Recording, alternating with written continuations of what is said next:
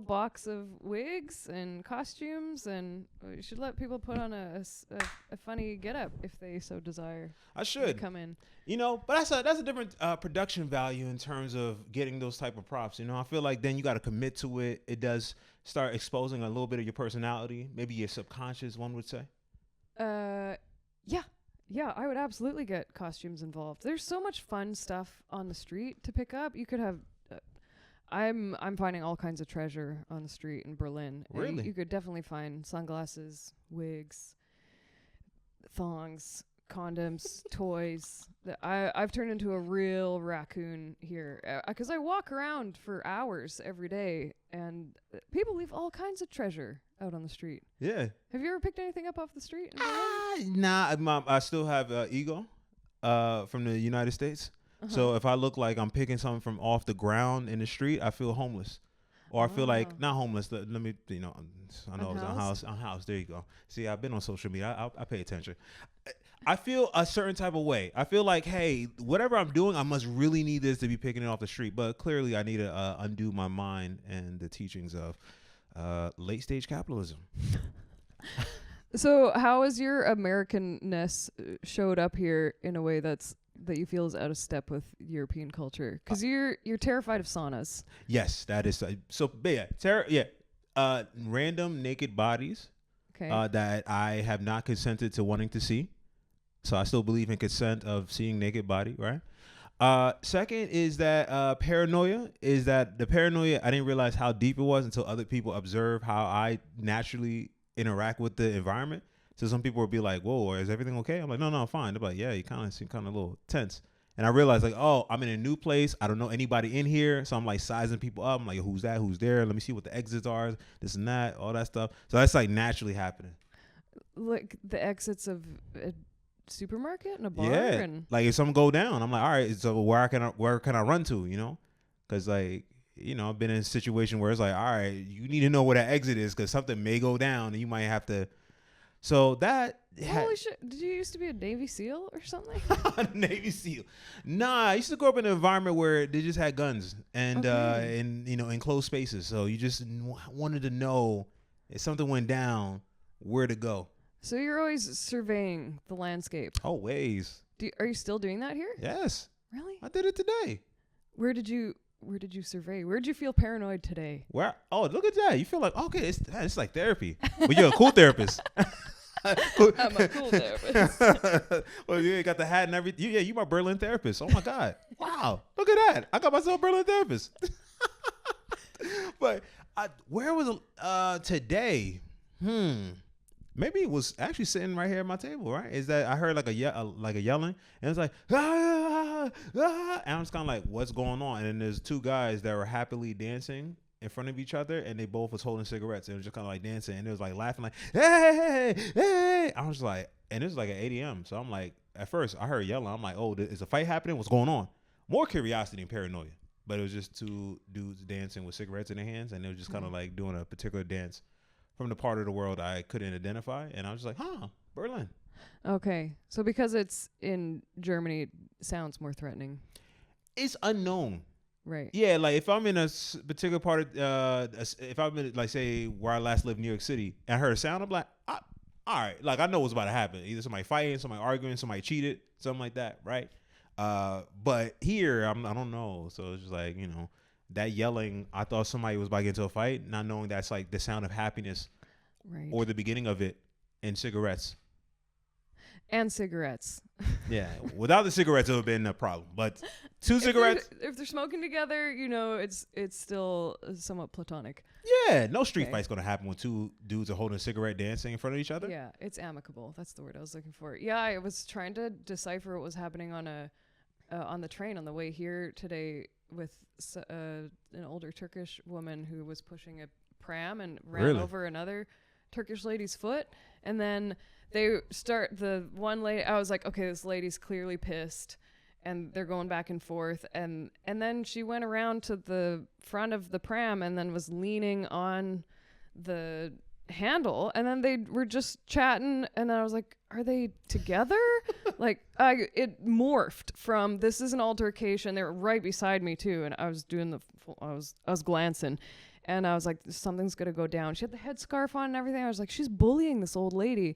And then she walked around and was just leaning on the pram, and they were just chatting like they were having a catch up. And I was like, I don't understand what's going on here. I thought I could figure out what was happening because of the tone, but the tone is all different everywhere you go. Right. So you don't know what they could have been talking about, like, I don't know, making bread. Yeah. After rolling over someone's foot and, right? Yeah, I'm learning a lot here, and I got real lazy with learning German. As soon as I got here, I was like, I got a Babbel subscription. I'm making notes every day. And you just start talking to somebody in English, and you can just manually change the language setting on the people here. I wasted $165 on a Babbel subscription. Wow. Well, everyone speaks way better English than I will ever speak German. So I'm like, I'm just gonna focus on English. I gotta do stand up in English. I gotta write every day. I can't be trying to get better at English stand up and then just learn another language for the fun of it. And it's your first time in Germany. You did all this to prepare. Yeah, I mean the German lessons, the self-directed German lessons lasted about, I think I had a 4-day streak on Babbel. That's a big deal. And I was like, I don't know. People have come up to me there's a guy that came up to me at the train station who was so high on drugs that his nose was running in through his mustache into his mouth. And he didn't notice and came over, and I was like, oh, this happens to me all the time because like my face is Canadian, so people are just like, she's approachable. Your face is Canadian. And he started talking to me about how he wanted to say so many things to me, but words would be insufficient, and it would take so much time to convey what he truly wanted to express. And he was so eloquent and well-spoken, completely gacked out of his mind, that I was like, I'm never gonna speak German the way that this tweaker speaks English. I mean, was he presentable enough to where it caught you off guard, or was it kind of like, because... I mean, I'm too friendly to ever tell anybody to fuck off, so we talked for at least 10 minutes. You talked for 10 minutes to this dude? After... Wow, yo, you Canadian is 10 minutes is egregious. And I'm a comic too, so I'm yes-anding him. I was like, well, then how would we communicate if I was improving with a really so high. You so was yes-anding a dude that has snot connected from his nose to the top upper lip. Yeah, through a mustache. That's a lot of snot too, by the way. Cutting through the mustache. It's been a long winter in Berlin. I'm lonely. I mean, hey, I didn't want to jump to that conclusion, but I mean, 10 minutes, you got to start making some assumptions. But hey, at least you're yes-anding life wherever it comes, right? I do. It did catch me off guard here how little people look at each other and talk to each other.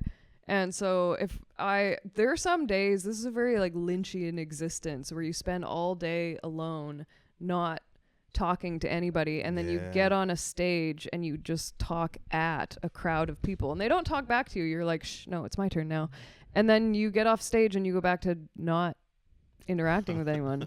Yeah. Do you find that sometimes? Oh yeah. Where you're like, this is too much about me. Right. I mean, sometimes I get that, but what will happen is that off stage, somebody will be like, oh yeah, I really like that one bit. I really like that thing you said. Having long, deep conversations. And you're like, hold on. So, all right, you wasn't interacting. I thought you didn't really was feeling what I was saying. But clearly you are, because you're talking to me after for a while. But then they're talking to you about you. Yeah, it's so weird. It's like, hold on, so you really give a fuck about me, but not in the moment where I'm doing the thing that I want you to give the most a fuck about. Do you feel like an introverted or extroverted person? When you get off stage, do you like to chat to other people?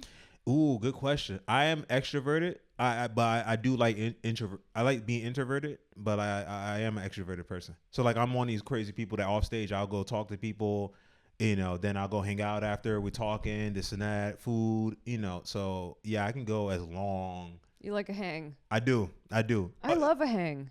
You do? After the show? Oh yeah. Have you found people here hung out a lot or no? I've had a couple of good hangs because usually everyone is rushing off to another show or they just want to go home because they have day jobs, and losers.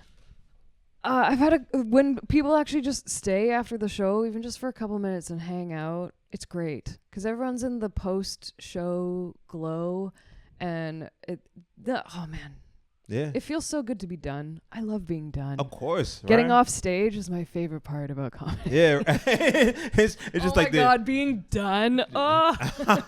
like, let's wrap this up. 5 minute set. Oh my God.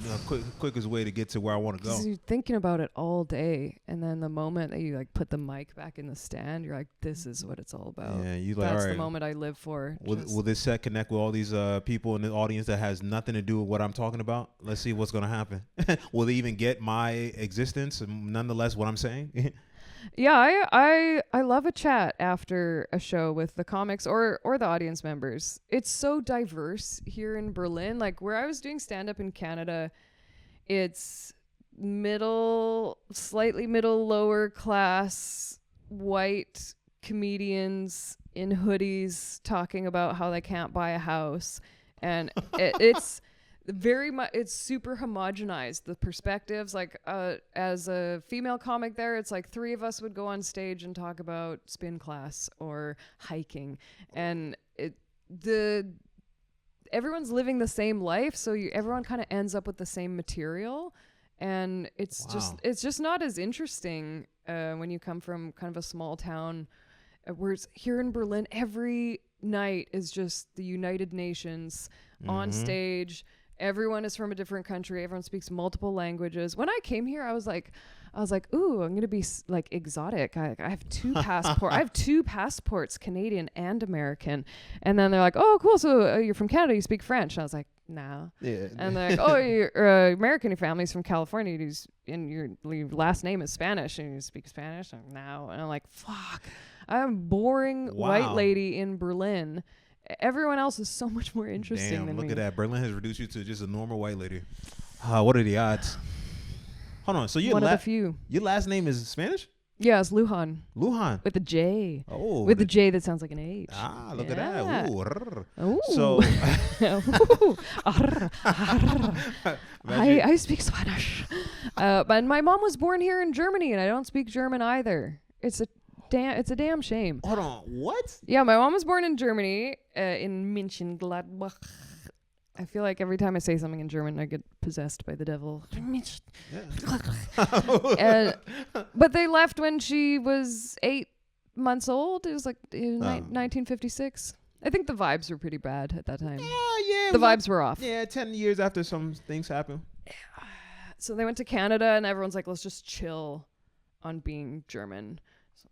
So no German spoken in the household, nothing? Just at home, and then they just tried to kind of assimilate into Canadianness, that is the Canadian way. You come over to Canada, and people just completely lose their language and culture and history. Wow.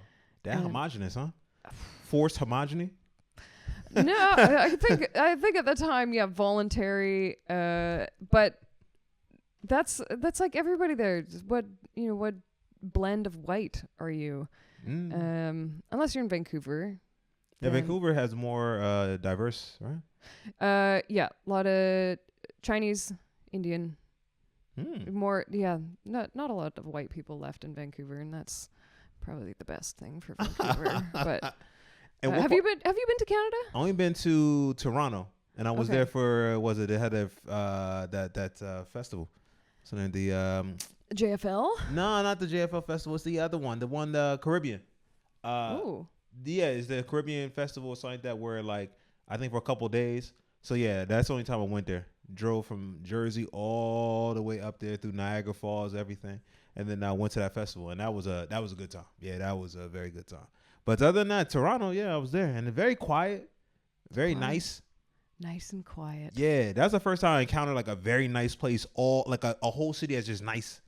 Where like you ask, I don't know, there's something random where me and my friend was talking about the free healthcare shit or something like that, and then one lady just stopped and just entered our conversation to correct us or to give us better context about this healthcare and who pays into it. And we're just like, yo, that's mad nice. What the fuck? She could have just left us alone. Be like, yo, these dumbasses, what the fuck they talking about? But she was like, no, actually, we pay our tax dollars and there's a certain percentage, and then after a certain threshold, I'm like, what? Just very politely dropping knowledge on you. Yeah. I was like, okay, this is very different out here. You know, didn't have no mustache, no drippy nose. I mean, you know. And what other impression did you get of Canada while you were there? Ooh, other impression that's very outdoorsy, right? I'm not gonna lie. Even Toronto people gave you the impression of being outdoorsy. Nah, well, I guess maybe the impression before I got there, I was thinking like, okay, outdoorsy. Just I ain't gonna lie, probably nothing. Which I feel like I feel messed up. I feel messed up for even saying that. Because at least like you have like some thoughts about a place like, oh, Germany is gonna be like this. It's gonna be some bread, sausage. It's gonna be some sauerkraut. Toronto, I was like, it's a place that has good healthcare and you know no guns that I heard about, and there's a festival that I'm going to, and you know, and trees, and hiking, and maybe some off-brand of Patagonia. Other than that, I don't know. Did you incur an injury while you were there just to test out the healthcare? Hell nah. Yeah, because look, I heard about it, but I ain't really, you know, I ain't know how it's gonna work. I ain't know it was gonna translate. You know what I mean? I'm like, I'm in these people's country. I don't know what they're gonna be like. Hey, that's your fault. You know, you should have know where to walk. I don't know. I did not try anything. I was like, hey, look, don't even use what's the Canadian dollar? The Canadian dollar. That was something I had to get used to. Being like, shit, my money doesn't work here. You know, that's stupid. You know, U.S. coming out like, yo, y'all got different money?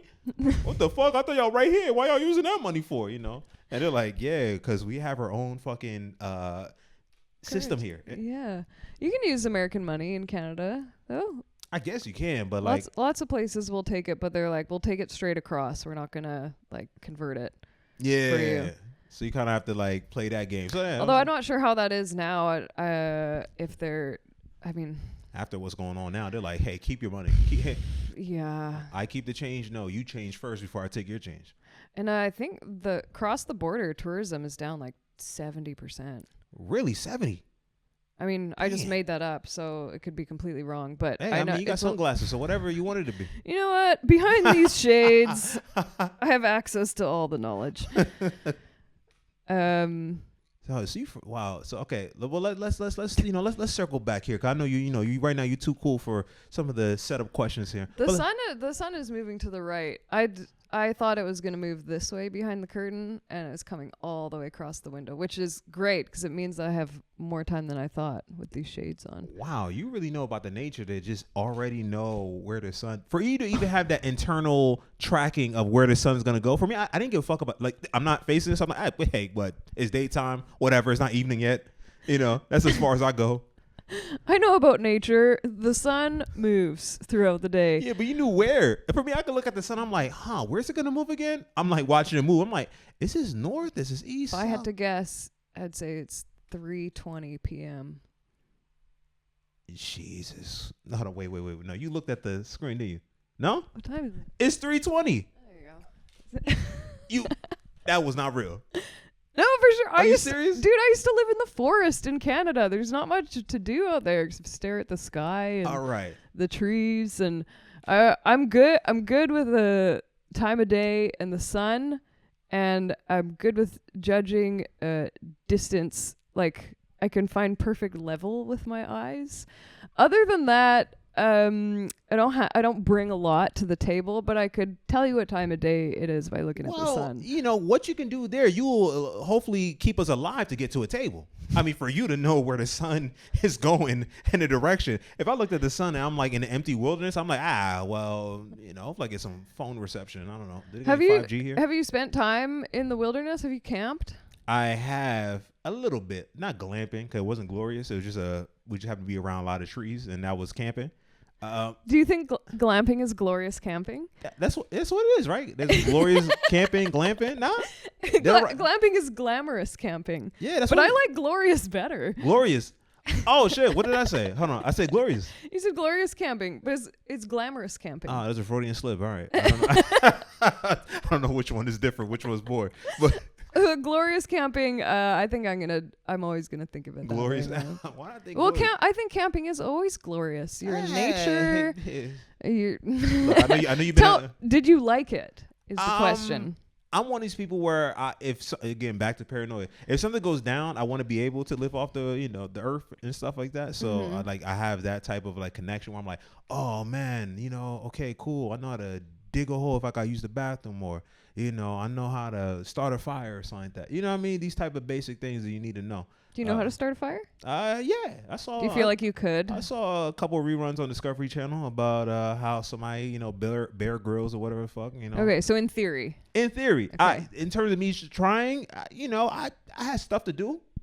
I already had something on the stove, so I try to do all that. I know how to light a match. That's a good start. You do need to know how to do that. I mean, that's important. You're not going to get farther than that with lighting a fire. Right, especially when you try to strike it a few times, you get frustrated. So you're like, all right, how do you got to do it? You got to scrub it a couple times to the side for it to really. Oh, yeah. Because some people try once and then throw it away. They throw the whole entire box away. They're like, oh my God, these matches, they gave me defect matches. And you're like, no, you gotta know how to get the angle right of the flint on top of the stick, and just like, not too rough. Not to, you got to get gentle. You got to take your time. You got to warm it up a little bit. You're like, oh, yeah, you like that? And then, boom, up. Yeah, you're speaking my language now. Yeah. This is like dirty talk to a Canadian. There you go. Is that how? This turned into a comedy podcast real quick. Oh, man, like building a good fire is so satisfying. Getting a good split on a round of wood. I miss that. Somebody's going to watch this podcast and be like, wow, they need to tone this down. All right. They're talking about. Oh, dude, I am nasty with a 7-pound splitting maul. Look out. Can't touch me. Okay. So I'm always fascinated by people that live in the wilderness and they're still alive to tell the tale. Mm-hmm. So you're from Canada. You used to live in the forest. Sorry, you used to. I say live in the forest. Is that technically? Yeah, I lived rurally. You live rurally, okay. Rural Canada. I would say I was a 25-minute drive from the closest town. So I'm not like on the show Alone or Life Below Zero, where people are like, have you seen that show, Life Below Zero? No. They're up in Alaska, and it's just some war vet that's like, I just do better on my own. And they're like, oh, they don't have human contact for like 7 months out of the year. And everyone agrees. They're like, yeah, we agree. And everyone's like, that's better for all of us. Yeah, it wasn't quite like that. And I would say, because the property that we lived on, the house that was on it, it was very modern. Mm-hmm. I would say it was the glamping version of off-grid living. Oh, nice. So we had a well. So the water gets pumped from the well. The only heat in the house is wood. So you got to chop the trees down and chop the wood. You know how to chop wood? Oh, yeah. Oh shit. Yeah. I had my own chainsaw. Wait. I almost brought it with me to Berlin, and then I was like, only the necessities. Yeah, I mean, TSA and their bullshit, right? It was so cute, though. It had a 12-inch bar on it, and it could just fit in. I could wield it one-handed if you wanted to, like, cut branches off. Oh, man. Love running a chainsaw. And I have my own little file, and you file all the teeth on it. Hold on. You hold on. Do you think you would be talking about chainsaw maintenance? Not at all. I thought I was gonna be talking about trees, and you probably seen a weird squirrel or something like that we never seen before. Not knowing that you fucking was an actual chainsaw wielder. Yeah, I had my own chainsaw. Love chopping wood. Love the chores, but it's there's like a chunk of my day missing now that I live in Berlin, and everything is just at the flip of a switch. So my mornings are like, I used to get up so early in Canada. In the winter, it would be at least 2 hours of chores in the morning, like snow blowing the driveway, getting wood in, lighting a fire. You have to charge the batteries for the house. So in the winter, there's not enough sun hitting the solar panels, so you have to run a generator to charge the batteries. And so there's all this like machinery happening and snow clearing and wood chopping, and then you're like, okay, cool, now everything's up and running, now I can make coffee and go about my day. And so in the middle of winter, that's like, if you're by yourself, it can be like 2.5 hours of chores in the morning. What? So you know how to live in the wilderness for real? Well, in a house in the wilderness. In 2026, that is wilderness. Are you serious? I didn't hear 5G, no internet, not once. Yeah. We have Starlink. We had Starlink. Okay. Because the house that we had, the upper level was my tattoo studio. So that was the business area, was upstairs. So we had full on Starlink, and people could get to the property. There was parking. Oh, okay. All right. So very glamorous. Yeah, and it had 2 bathrooms, with normal flush toilets. And so if you came in and no one told you that it was an off-grid house, you would feel like you're in a regular home. Wow. Yeah, it was nice. But people, when I say I lived off-grid, people imagine a wooden shack that you can like see through the slats in the wall. It wasn't like that at all. It was a normal house. Wow. Hold on, because so there's a lot of questions I have. Right? It's my roommate. So Is he making popcorn? I don't know what he's doing. It's too early to make popcorn. It's 3 something. Nah. It's never too early for popcorn. Really? Well, I mean, I guess coming from where you coming from, yeah, it's like whatever food I can get. Fuck it. What kind of? There's no sub concept of lunch, dinner, breakfast, whatever I can get from the land. Time is a construct. Yeah. 3:27 p.m. Perfect time for popcorn. I got a bag of popcorn kernels and no other food available. Well, this is breakfast, lunch, and or dinner. Yeah, that's a Berlin meal. 3 in the afternoon. That's crazy. So okay, so ask all the questions you want. I'm trying to figure out where to start. So okay, first of all, how long you was out there for? 5 years. 5 years. Okay. And what led you to go out into, I guess, in quote, the wilderness in Canada? My ex and I bought it together because we were looking for a place to buy, and that one was for sale. So we bought it and we moved out there. Wow. And it was a massive learning curve to just get used to power tools and self-sufficiency. And we got into hunting. We got a hunting license, and so learned all about how to butcher animals and process game and garden. Kind of sucked at the gardening, honestly. Every year was like, the tomatoes are better, but these cabbages are shit. Or like, it was hit or miss with the gardening. But in the summer, you could live off of fish and meat. Like we'd hunt rabbits and grouse. Do you know what a grouse is? No, it was grouse. It's like a forest chicken. It's a heavy bird that is surprising it's not extinct because it doesn't fly away when you approach it. It's a ground bird.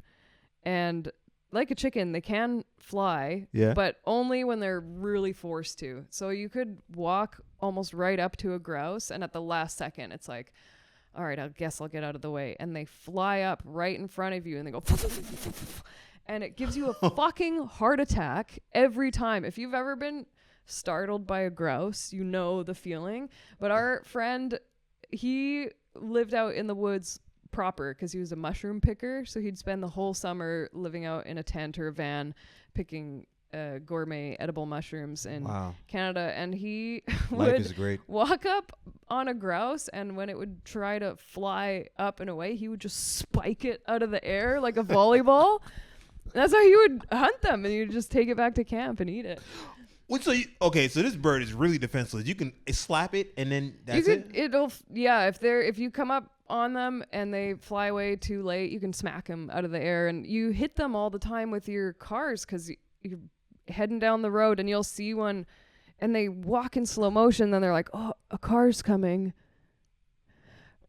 I better get to the other side of the road. And then they just stop, and you run right over them. That's why it's amazing that they're still so plentiful because they're so slow.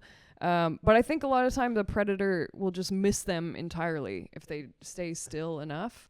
And maybe that's a metaphor, I guess so, for life. Like if you just stay still and unnoticed, there you go. And you just fly. Time will pass you by. You just fly right into the opportunity at the last minute. You just like, okay. Then you can finally get spiked by the joys of life, and get consumed by what the universe has to. Consumed by the universe. There you go. Yeah, that's all I want. Canada's so nice. You can just have defenseless birds just available for you to just spike in the ground and eat. Yeah, and fish, and the fish are still pretty clean and tasty. And good fish then. We hunted bear and.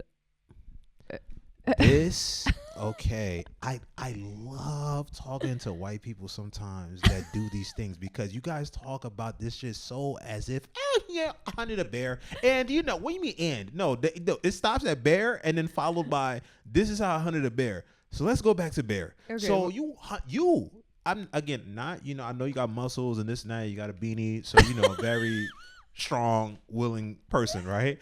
But you hunted a bear. Yeah. I didn't shoot the bear. I was on a hunt with people. Other people got the bear. I've been on a few bear hunts, but I am the butcher. I'm the Hannibal Lecter of the group. Nobody can wield a knife like me. Jeez, I should have asked you a question before you came in here. Now my paranoia is on 1,000. You already got me with chainsaw and filing each. I didn't bring my chainsaw or my knife or my guns. I left them all in Canada. Yeah, that doesn't leave you.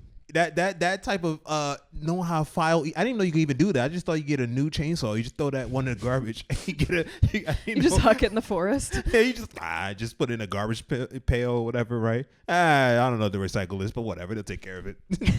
They'll sell it in some other country. But and you hunted bears, and then you know how to butcher a bear. Mm-hmm. So you've been on a couple bear hunts, right? Wow, this is man. So. Let's go back to bear because I love The Revenants or something with Leonardo DiCaprio, right? Very good movie. Okay, so that is a grizzly bear, and we hunt black bears. You can hunt grizzly, but there's limited entry. They're called limited entry tags. Mm-hmm. So there's certain animals that, because of their low numbers, you can't just go out and pew pew pew pew and be shooting endangered species like mountain goats or bighorn sheep. So for those limited entry tags for these rare animals, you pay to enter this lottery. Yeah. And then they pull a couple of names a year for these animals. And then you have the legal right to go and hunt that animal. And some of these tags are so hard to get that people will spend their whole life every year entering the lottery to go and hunt a mountain goat or a bighorn sheep and never get a tag. They could be applying for 20 years in a row and still not get drawn. What? Yeah. For a mountain goat? Wow, that is okay. So that's some. All right. So black bears you hunted, right? Yeah, and or you were part of the hunting group? Yeah, and black bears are super plentiful plentiful, like they're juicy apples. Their numbers are really high. They're one of the few animals that their numbers are actually increasing, which is not that common for like a megafauna animal. Most of the large animals like grizzly bears and elephants, anything that's really massive, because of biodiversity collapse, those big animals are struggling and their numbers are falling. Mm-hmm. But black bears are doing great because they're so adaptable. They go into towns and cities and rummage around in the trash, being little mischievous scamps. They can open car doors. I saw that on TikTok a few times. Oh yeah, they're just like big raccoons. Like they get around and they manage. They're fine. They're doing fine. They can go upstairs and shit. Know how to open a fence. It's crazy. Yeah, they're very dexterous with their little fingies. Yeah. And so you can hunt. You can get a couple of black bear tags every year. Those ones you just pay for directly, so you don't have to enter a lottery. Yeah, they're like, please get rid of them. And then when you go out, you need to know how to identify the difference between a male and a female, and is it old or young, and because you're looking for old boars. The males and females they're called the same thing as pigs, boars and sows. Wow. Yeah, boars and sows and cubs, and the babies the cubs, little baby, right? Yeah, and so you're looking for an old boar, but like a big old bear. If you kill a really big old stinker, they're like, the meat's like not that nice. But depending on where you hunt, the meat will taste different. Because if you go out to the prairies, where the bears are eating a ton of berries, the meat will be like purpley and will have like a sweet, fruity flavor. But then if you're on the coast and you get a coastal bear, it just tastes like fish because that's all they eat. What? Yeah. Yo, I would have never thought. I mean, it makes sense, right? I guess. Yeah, you are what you eat. Yeah. Wow, for real. Damn. So, okay, so you used to hunt bears from different sides, from either the ones that eat berries to the one on the coast? I didn't hunt those bears because we were just in our little valley area where they're mostly eating just grass and sedges, and they're just rummaging around for roots. And so they're not like the kind of bears where their specific diet is like purely fish to the point that they would taste like fish. But bear tastes like a little bit like beef. Like it's just kind of like a plain red meat. It's great. Make tacos out of it, chili. It's awesome. Make tacos out of bear. Yeah, bear tacos are so good. So good. Oh, you was out there, bear. Oh yeah, you was off the grid. And that was the only meat available. He's like, hey, I still like tacos, so it's the only meat I have. And these little fowls or chickens, they're not. Oh yeah, the grouse are my favorite to hunt because even if you hunt them with a 22, which is basically the level up from like a BB gun, and if you take a shot at them and you miss, they'll still be like, huh. You serious? What's going on? Like they don't move. They're like, oh, so you don't have to be a very good hunter to hunt grouse because they give you like 5 chances to kill them. Is it like a starter animal? Kind of like before you upgrade to bear, you're kind of like, all right, this is how you hunt. You look at this bird and try 5 times. Yeah, a grouse is a great starter animal to hunt.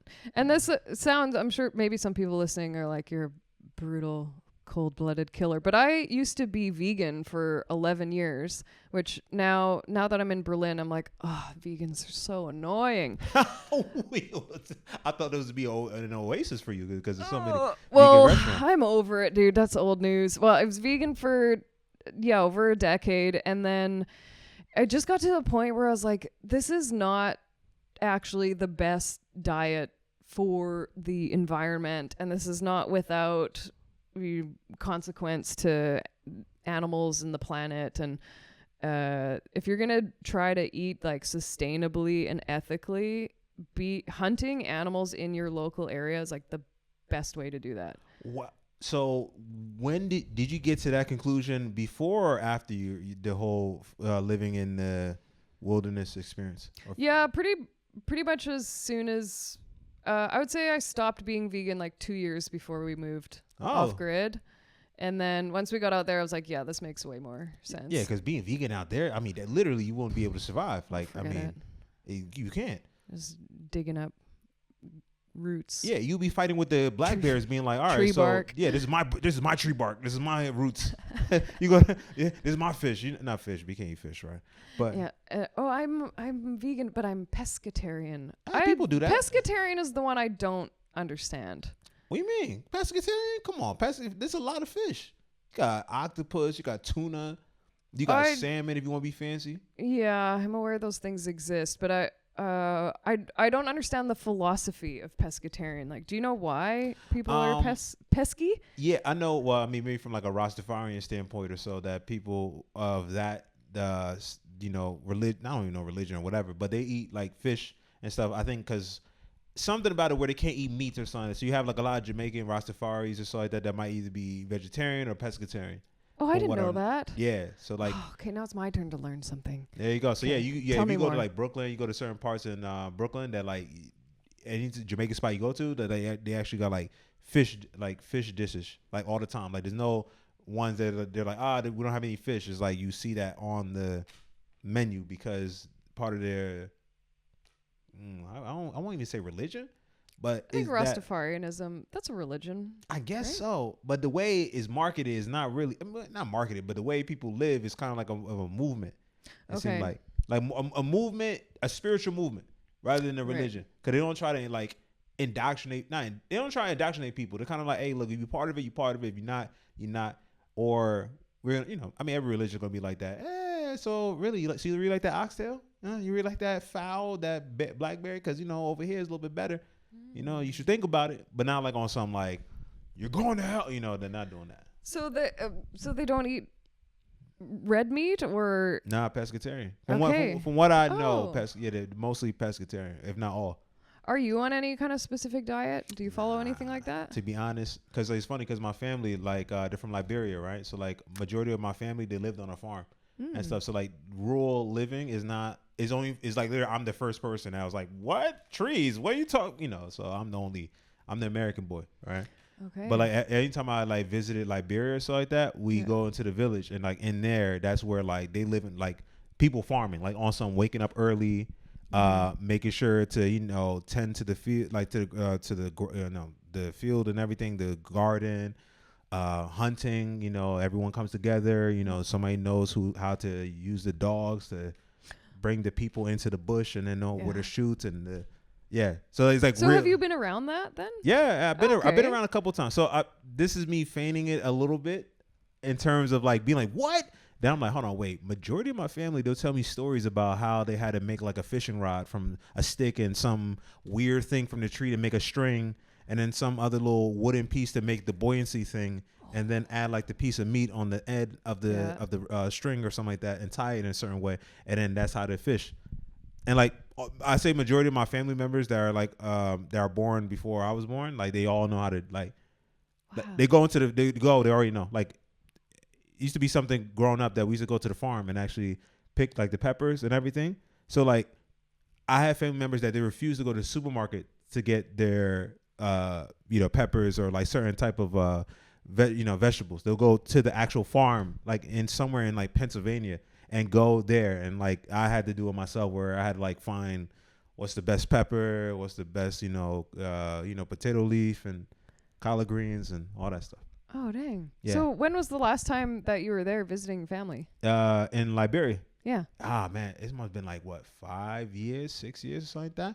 Because last time I was there, I was with my cousin, and he had to go back since, like, could have had like a civil war there, so like he has to go back since then. So it was like kind of going back with him, and then I went to the village as well. And I remember when I was going, like they just came back from hunting, like literally the guy with the with the whatever, and he's like, oh yeah, let me put my gun over there, and then say, how do you guys, hey, got give you food. It's like rice soup and some kind of unidentified meat. You don't ask no questions. You just, hey, everyone eating it and no one died in the last 10-15 minutes.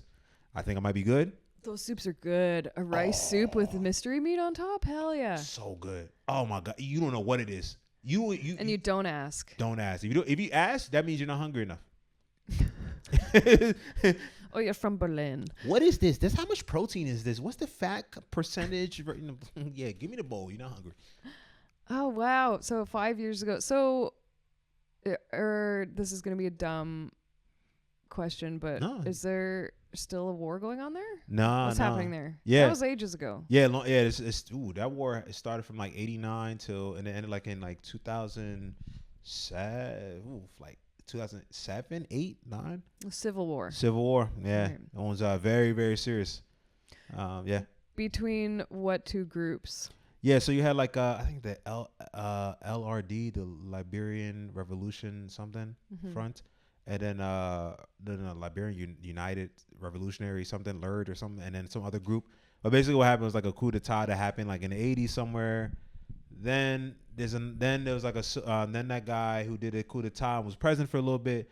He got offed or whatever, like on TV. Like you still see it, like where What? Yeah, it was like crazy. Like the guy was, executed or assassinated? No, executed. Like you saw, like they got into the office, the videotaping, and the guy was like, somebody drinking like a Budweiser, and it was like, but then the Civil War happened because there's a vacuum power fighting, right? And a lot of my family was in that or whatever, caught up in that, and then it stopped because after a while, some internal, like, the UN, all these people started coming in, peacekeeping. They came in and fixed it. But yeah, that Civil War even extended to Sierra Leone. Okay. Yeah, the Sierra Leone thing, that happened because of the Liberian president. Some of like his dealings and stuff went up to Sierra Leone.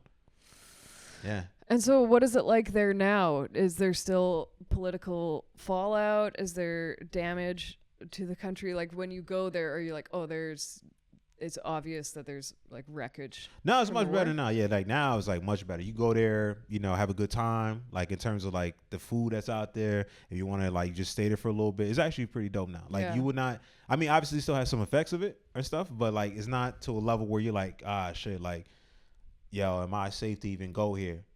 Has it been fully infiltrated by American capitalism? Oh, yeah, Are there KFCs and? Yeah. I mean, Liberia is basically Liberia and Liberia and Ethiopia are the two countries in Africa that have never been in quotes colonized. Liberia, Liberia, a lot of American influence. Like if anything, because Liberia was the place where the free slaves from America, when they were freed, came to. Liberia, like, so they had like a resettlement thing because I guess America didn't want like a lot of free slaves. So they went back to Africa? They went back to Africa. First they landed in Cherbourg Island, and then from there, I guess some detour happened and it came to Liberia. So Liberia is kind of where like the first free slaves came back to in Africa, from what I understand. Wow. And then that was an interesting dynamic because you had indigenous, then you had like the freed, American people that just recently, black people that came out, and then there was in Liberia, but there was like some tension there because it was kind of like, it's funny about power because like basically America was like, hey, whatever we did, we're expecting you to kind of do the same, because like what do you know about a governmental structure outside of the one that you lived in? That type of thing, right? Or power structure or something, right? Yeah. What would have been the vibe and the relationship between the freed slaves that came back and local people that were already there? Like, was there it was tension, a struggle? Yeah, a struggle. Hierarchies? Like, what was the perception of each other? The perception was that, I mean, for one, I guess from America's standpoint, they kind of like started like saying, hey, this is your land. And people were like, nah, this is mine. Who are you?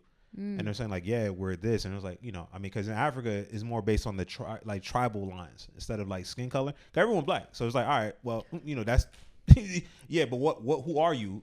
And, that had a factor that I think people that came from America back didn't like incorporate or even think about or gave weight to. So like, there's a lot of like infighting and stuff that was happening because it's like, they're like, oh yeah, this is ours, or we're all together. And it's like, no, we're not. No, we speak different languages, and we just fought this tribe a couple of decades ago. So we still got beef. What are you talking about? And then there's a lot of infighting, a lot of American dealings in terms of like taking a lot of land, rubber farms, contracts that are for 99 years, all this stuff. Oh yeah. Yeah. Wow. Yeah. It's like, yeah, Liberia is an interesting place of power assumptions and implied homogeneity. I don't know, whatever. Homogeny. There you go. Okay, look at you. Right, homogeny. Right there. So it's like a interesting, not case. I go to call it. Would you say there are many political and historical undercurrents? Yeah, I would say so. Yeah, because I mean, most African countries are gonna have tribes and stuff like that. Each tribe has their own specific, like, all right, assumptions. Like in Nigeria, for example, you got Igbo, you got Yoruba, you got Hausa, and each of those tribes have like distinct things that like are actually like it's almost to the point if I meet a Nigerian person and the way they act, I'm like, I think I know what tribe you're from. Oh, okay. Yeah. Or you understand the subtleties. Yeah, because you part of it, so you just kind of see it or whatever. It's like British Columbian people and Albertans. You're like, I know. Look at that. I know what you're about. Like, what's the difference between? Because they're just both white Canadians, but it's a very different culture. Just one province to the next. See, I wouldn't even know. I'm like, oh, y'all all Canadian and white. All right, and then cool. in the middle is all just. I mean, you can just kind of skip the middle, the prairies, but. Yeah, I understand what you mean, but I'm sure that it's one of those things where it's so subtle and complex that like you'd have to be from one of these places to even understand. Like, I was listening to a Swiss girl after a comedy show last night talking about, she was trying to describe this type of person that's from her home village, this kind of like housewife person that's like evasive but also rude to your face, and she, like, I could tell that in her mind she had a very clear picture of this type of person. But to me, I'm like, I can't picture what you're talking about. I can tell that you're struggling to convey who this person is, but I just had no context for that lifestyle in a village where it's conservative in Switzerland. I mean, I'm sure there's some crossover with small Canadian towns, but I couldn't envision the person that she was describing. No. And so I'm sure that there would be, inside jokes or stereotypes and like things that one group thinks about the other that it's only for them to know and understand. Yeah, and it's like even in Germany too, like the north, the south, the east, the west, Germany, like those are and when you live here longer enough, you be like, oh, I can, okay. So you start picking up on it. Like if I start talking to somebody, I'm like, okay, probably from the south. Okay, this person. All right. So do you feel like you have a good bead on like what kind of German person you're talking to? I mean, it's starting to grow now, especially now we start traveling different places and you hear other people reference it. Then you're like, oh, I didn't know. Okay, so that is a thing. I thought I was like, oh, maybe. And then like, you hear people generalize basically. They're like, no, that's people from the South. They're kind of like, and then you might hear somebody say that about themselves from the South. So you're like, oh yeah, I'm from Bavaria. So of course I'm like, oh, so you agree too. Interesting. I thought this person was just biased in general, but you also agree with the bias, and So do you feel like doing stand up here, because everybody that is doing English language stand up comes from all around the world, and they go on stage and everybody seems to have a bit, or at least an opening line about where they're from, and then reference to some kind of stereotype about their culture or country. And I feel like people lean into the stereotypes that exist about where they're from, because it puts everybody at ease to be like, oh, yeah, you're American and you're poking fun at this aspect of your own culture. And now we know for sure you're American. And like, nobody here seems to be trying to dismantle or break any stereotypes about where they're from. Everyone seems to be leaning into it more. Yeah. What do you think about that? That's a good point. I think do you have American jokes? Yeah, I do. Yeah. I mean, sure, you see my social media is always like, oh wow, Europe and but I think maybe the dismantling, I feel like maybe not that many people, because it does take some type of like, it's there, so why not? And it's kind of easy, I would say, in terms of like, you already think about it. Maybe there's some truth to it. All right, it might be funny. But in terms of dismantling it, I think it is happening, but it just doesn't get that much attention. Or maybe it's maybe with stand-up or comedy you've seen it, or content, is that maybe people don't dare to, or it's just like a thing that is like people like it. So it just kind of gets more attention. Whereas like, I don't know, maybe for me on my side of it, it's kind of like I look at the small things or something. So I'm like, I don't know, like something I've realized about the rap or something like that out here. Like I didn't realize how big rap was. Like I kind of had a sense, but I didn't know how big. Cause like I was in Italy and I was in this, I don't know, rap thing where everyone was there for rap, but it was all these white dudes with do-rags. So I was kind of like, all right. And I'm the only black dude. So I'm like, well, hey, I'm just going to be in the corner and just silently observe and have my thoughts. Okay, wait, so like American rap they were playing there? Yeah, they was playing some old, they was playing some shit. There was a DJ there. There was rapping. It was like, the vibe in there was good. It didn't feel like a strong appropriation of something. It was like an actual thorough respect. It was in a community center. There was kids. They were breakdancing. What? They had like 3 breakdance circles at once, and they were doing good.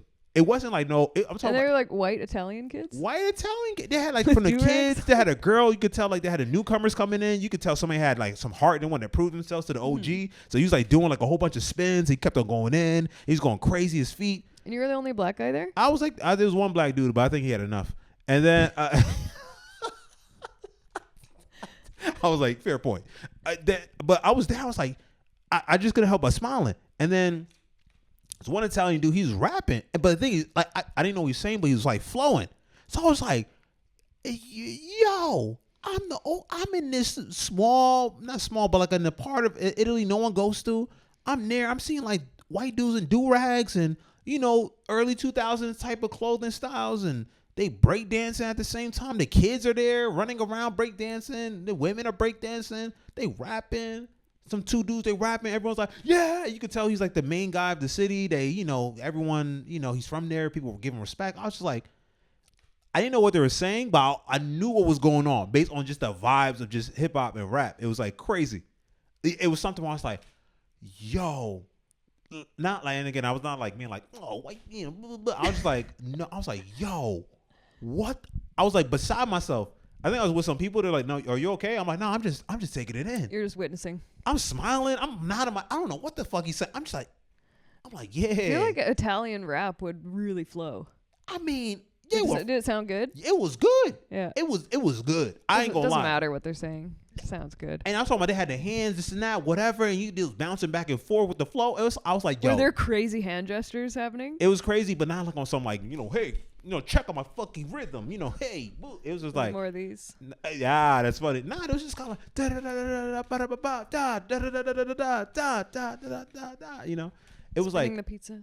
Yeah, some guy just making a pizza in the back of Okay, somebody with like a big pepper, whatever, the one with the shoulder, over the shoulder pepper grinder. She was like, "Hey, get your mind out of the gutter," but it's just somebody just needs pepper in the corner, all right? And so, have you seen that in other places in Europe where there's a big rap scene? Yeah, here in Germany. Okay. I did one post about like how old school rap here, like old school rappers do very good out here. Like you see posters that get sold out, and I'm talking about, first of all, like almost like 500,000 views, like just immediately on that, right? And then like I'm getting DMs constantly being people like, yo, I grew up in a small village in Poland, and every time I used to walk home, I used to listen to Run DMC, and it just got me through the day because I just knew that whatever darkness I was in, it's gonna get me at the end of the light of the tunnel. I was like, the amount of messages I got about how impactful it have taken someone in their childhood to where they are now, and how they used to go home and listen to it, I was like, hold on, wait. I'm talking about like some, not like Drake or whatever. I'm talking about like some old school stuff. Yeah, like some like Memphis rap. I'm like, we don't even know about that. Well, on the East Coast don't give a fuck about, and then you all the way over here. So yeah, it's more global than you thought. So global. I was just listening to a podcast last night from, do you know the Irish podcaster Blind Boy? Blind Boy, no. Blind Boy Boat Club. You gotta listen to his podcast. It's everything. It's everything I've ever wanted in a podcast. And he grew up in Limerick in the 90s, and that was the earliest memories he has of music is having an Ice-T album and listening to The Prodigy and his dad like letting him listen to this music because he's like, some good messages in here about like speaking your truth to power. Wow, and just like a little white kid in Limerick in the 90s growing up with American rap music, and he said it influenced his whole life. That shit is wild. But I'm talking about impact. So like, again, as a black dude, you look at a white dude listening to rap, you kind of like, all right, you trying to, but it's like, nah, this should have some thorough impact on your actual being. I went to an after party after, that shit was playing some, music and shit, people break. I'm talking about, it was like, I felt like I was in a different universe. I'm like, yo, I don't even feel something like, it's like, yo, what? I'm like, hold on. So does that, just from your perspective, you don't feel the defensiveness of this is being appropriated? You feel like it's really being appreciated? Yeah, 'cause, at first I felt it, but then after you saw how people were this is how I knew, because when appropriation sometimes happens, you can tell that the person appropriating it, they're trying to check in with the people they're appropriating from. You can kind of see like they're trying to like, all right, is it good enough? Or is it this or whatever? So it's like a check-in you can kind of feel. These people didn't give a fuck. I was the only black dude. I ain't get no eye contact, nothing. They were like, hey, I don't know you, whatever. We're breakdancing.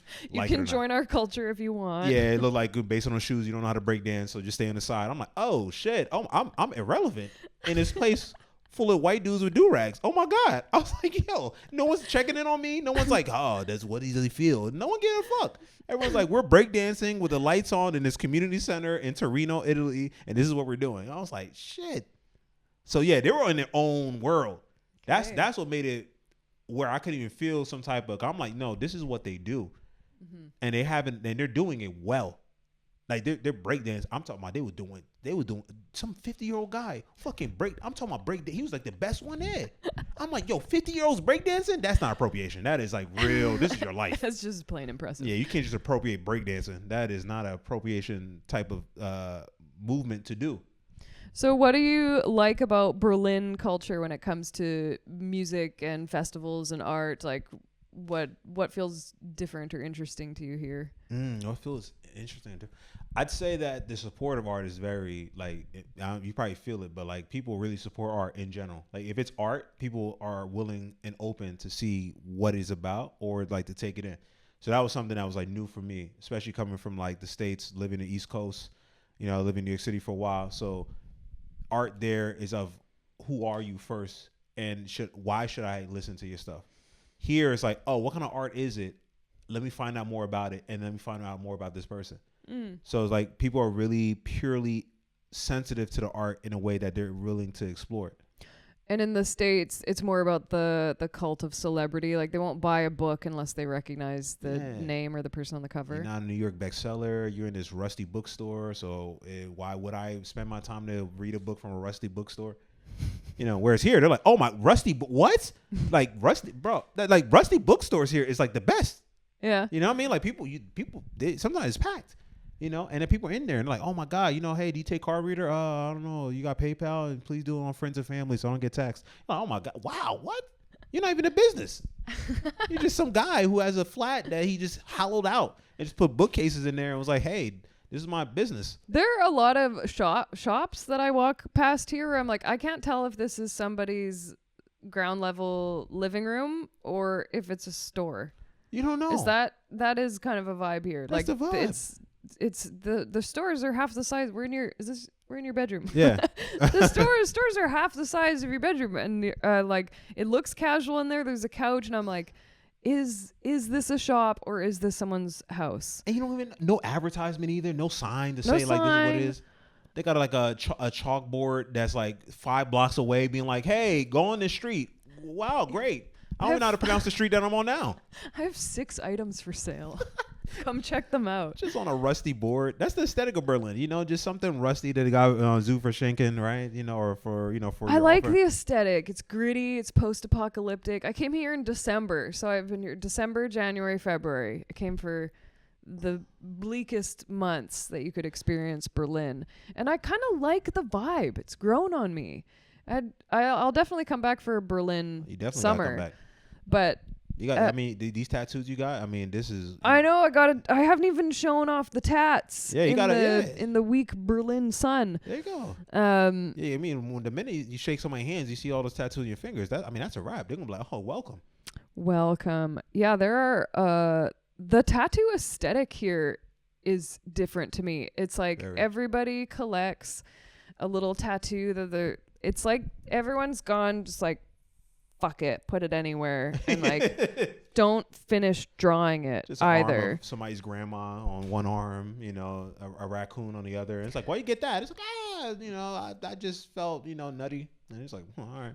The aesthetic is to look like you don't care about the artwork or where it goes on your body. So until you look at somebody's tattoo, you know, arrangement, you're kind of like, wow, that makes no sense. Says a lot about you as a person how you arrange your tattoos, because there's some people I've encountered everyone has their own theory about how they organize their tattoos. I've worked with people where their left side is only done by female artists and the right side's only done by male artists, and other people have only black and gray or only color on the bottom half, only black and gray on the top, and everyone's got a different method to their madness. And Berlin, it's like people are like, I don't even know how this happened to me. Just probably drunk somewhere or high on whatever, and it's like, you know.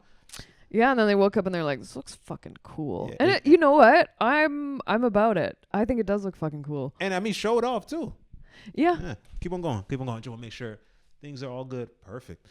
Do you have any tattoos? Nah, I don't. People, you know, it's funny. People for a while was like, yo, why you don't get tattoos, you know? And I don't know why, to be honest. I don't know why. But tattoos is it is something that I don't know. Is it just not on your radar as a thing to think about? Not at all. It's not. I don't even know what to get, you know? I wouldn't even know. And what would you get if you had to get a tattoo? What's the first thing that comes to your mind where you're like, this is me? I would something definitely from like Liberian culture. I would do that. Okay. Yeah, definitely. What's a image of Liberian culture? So like in Liberia there's about I think 30. How many tribes? I think 13 or 15, something around like that. And I know like my mom is from one and my dad's from another, and maybe I get like the each tribe has a mask. Oh. Yeah, so you can identify. Like, so for example, this mask here is like from my mom's tribe or whatever, right? Let me see. Can I touch it? Yeah. Well, so some of these items you're not supposed to touch. I got given a pipe. Really?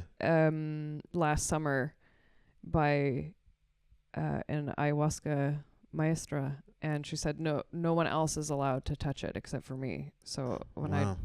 How I'm much not did she I'm charge not you I'm for the not whole just trying experience? to grab artifacts. I'll Look at her. She ain't have no insurance. That's just like, please don't touch this pipe. The thing but explodes in your hands. I'm out of business. So does this have a specific name? The tribe? Yeah, Yeah, or the this tribe. type of mask? Yeah, I don't know the name of the mask is like the mask type. I don't know, but it's like from the Pellet tribe. Okay. So that tribe, and then this mask is my dad's so Mono tribe. So they're from different tribes. Different tribes, yeah. And are those tribes chill with each other? Kind of, yeah. It was okay that they got together? Yeah, for the most part. I mean, definitely there's like tribes that are more amicable with each other versus others. So it's kind of like I don't want to say on some Game of Thrones stuff because that's a whole different, situation. But similar to like, all right, different type of groups of people in different regions tend to have alliances. One may not. Others may just be like, I don't like you. My grandfather didn't like you, and he raised me, so I don't like you. We never did anything wrong, but Just bad blood over the ages. They don't even know what they're. You guys got mad dragons. I'm not really a dragon fan. How did your parents meet? How they meet? Oh, look at you with the questions. All right, they met actually. On No, they hadn't met on Bumble. Hinge. Yeah, Bumble. Yeah, there you go. My mom said hi, and there was some time, and my dad had to say hi back and say how you doing. But yeah, they met. Actually, I think my mom was working like in this office or like this whatever, and he used to come all the time, and just kind of be like, hey, and like I guess she was kind of like, who's this guy? What kind of office? I think insurance office or something like that or whatever. Okay. Yeah, back in the day, and The then Village Insurance yeah, office? selling insurance. Yeah, and then Okay. I guess he kept on coming, and then eventually he kind of she warmed up to him, Okay. and He just put in the FaceTime. put in the FaceTime. I think also to my so sometimes you got these things called in the Liberian culture called admission or something like that, but it's like this boarding school and stuff. And my mom had we call it play mother, right? But like basically her mom in that mission because they were sending kids there to this place. So like they'll have like a mother there that'll act like the mother to all the like younger women and stuff there. Right. So like that would be considered their play mother, like not real mother, but the play mother, right? Okay. So I guess my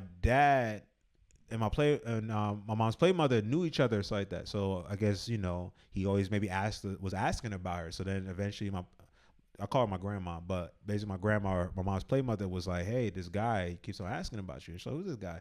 And she's like, yeah, and then from there did an introduction, and then they was together for a while. Yeah. Wow. How old were they when they met? Ooh, I think like in the 20s or something, like in their 20s or something like that. Yeah, in their 20s. Are they still together? No. Actually, so yeah, my mom's here. My dad actually passed away. Okay. Yeah. Your dad So passed. yeah, so they're together till that part or whatever. But yeah. They stayed together until he passed away. Yeah, they stayed together for pretty much till that. But Okay.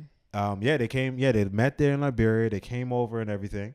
And so they met like way back then by him, which is, by the way, is something of of a certain culture, the way how people court. Because like in African culture sometimes it's like the woman definitely plays hard to get sometimes, and it's kind of like up to the guy to be very like, all right. And she's persistent. She's like, oh, okay, all right. What do you want? And then it's like, come on, you know what I want? Come on, I want to be with you. This blah blah blah. And then then they're together for. What would today now be considered like stalking or harassment? Pretty, yeah. And there's a finesse to it. Like, That's what. Oh my God! Somebody just told me last night directly, like, "Hey, I think you're cool and funny, and I would like to hang out with you again." And I was like, "That's refreshing as hell." Like, I don't want to hang out with you, but I'm so flattered that you asked. Because the German flirting with just the side eye and the staring and the blinking, or lack of blinking. If you, Yeah, it's. I mean, I like just say directly. You seem really cool. I want to hang out again. I think that's why people aren't getting together or fucking or enjoying the company of other people, is because everyone's like, what if I say something and I get rejected? It's like, so everyone's just gonna be alone forever? Like, I think it's Jana who asks people sometimes like how their parents met. And people come out with these stories that you would just never hear now. Oh, Somebody in the audience a couple of weeks ago said that his dad composed a piece of music on the piano and recorded it and gave it. What? To the woman he was interested in. That's how he made his first move. He's like, I'm just gonna compose a little ditty on the piano and give the I heard it. Sorry. I heard it. You're from Canada. I'm from a culture where Bad Boy was had too much power. But no one would ever do that now. It would be seen as like very American Psycho-y to do that. But back then that was romance. And it's just a different landscape now. I've never been on a dating app, so I'm still like out in the world smiling at people and starting conversations with strangers. And I feel like everybody else is part of a network of connection and communication and like romantic courtship that I'm just like I'm not plugged into. So because it's funny, 'cause I'm not on the dating apps either. I haven't been on there for like for some years now, and it is something where because it does affect you and how you meet people when you're on the dating apps. 'Cause especially if you're, I mean, for one, it's always on your pocket, so that's how you're gonna at some point primarily date, and it does kind of. Now, let me take a step back. I ain't gonna lie to you because maybe I'm from a time where you had to approach women all the time. So like that's not that's just what it was to the point to where your friends would be like, "Yo, go talk to her. Yo, come on, talk to her." You're like, "Nah, yo." You're like, "Yo, stop acting scared. Yo, go ahead." So your friends will like push you. So you almost had to be in that realm of like also for your friends' sake of respect, being like approach. I got some friends who are great friends to this day that is like, "Yo, the reason why, bro, is that I saw two girls and like let's talk, and everyone said no except for you, and you was like, hey, let's go." Okay. Yeah, I'm talking about. Yeah, he just had a kid or whatever. Great friends. I consider him my brother. He drive. It's crazy. Off of him being like, "Yo, man, you just had the balls to go up to her," and we just talked to the two girls that we were interested in college. I was like, yeah, But so have you met people that way and dated where you you just went in cold and you walked us up to somebody with an opening line? Yeah. Do you have an opening line that works? Nah, I just go. It goes based on like what's happening in the context. I just go with confidence. I go with straight confidence, being like, yeah, you was looking at me, I was looking at you, so this is what's supposed to be happening. Okay. Yeah, and that's how I come through. This is what's supposed to be happening. Yeah, so I just thought, I'm like, this is how this is going to unfold. This is how it's gonna happen. Yeah, come with that confidence and shit. And yeah, definitely. I respect it. Yeah, definitely met people that way. And then obviously because now going out to the club or like lounges and stuff is a little bit. No, it's actually still the same. It's that you there, and to be honest, like. Maybe this is like a cultural thing, especially maybe like when it comes to black people. Like, let me say, black dudes that I know is that when we going out, we trying to see where the ladies at. We ain't just going to be like, oh, good music, oh my god, the ambiance, and wow, good cocktails, and whoa, have you seen what they done in the decorum here in this couch? It's like nah. All shit that white people say when they go out. Yeah. I love the aesthetic in here. Yeah. It's very like industrial and austere. And wow, you ever heard this one track from this band? Oh my god, it just reminds me of the time where I was in my basement and they have a PK sound system there. Yeah, it's like you see these women? Oh my god, like what?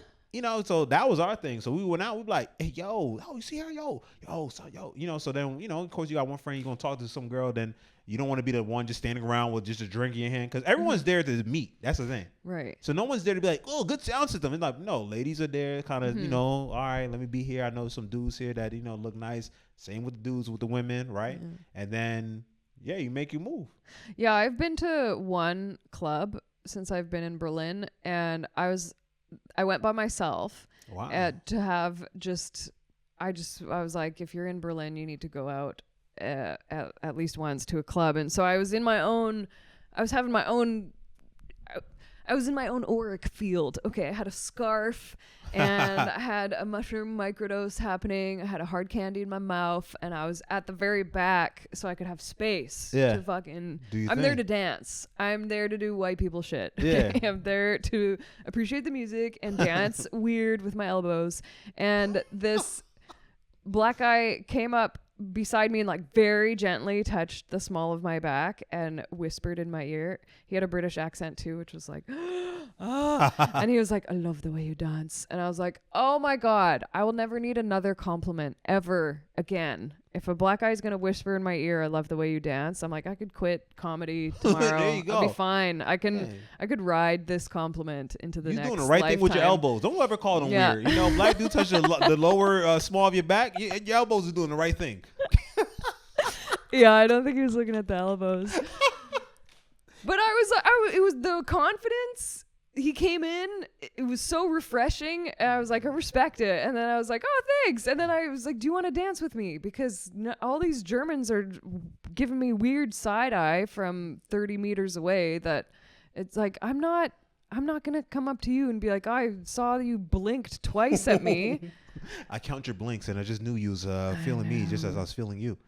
Yeah. It's a different time. I think like you know, I So think you're single now? yeah, I'm single Are now. you actively dating anyone? Actively dating? No, not active. Are you in active dating mode? No, I'm not in active dating mode. You're in touring mode. I'm in touring mode. Definitely Yeah. touring around a lot and shit like that. So not in active dating mode. But I mean, obviously, if something happens and I meet somebody, then I'm not one of people like, no, not right now. It's like. Do you want to like get married and have kids and all that American?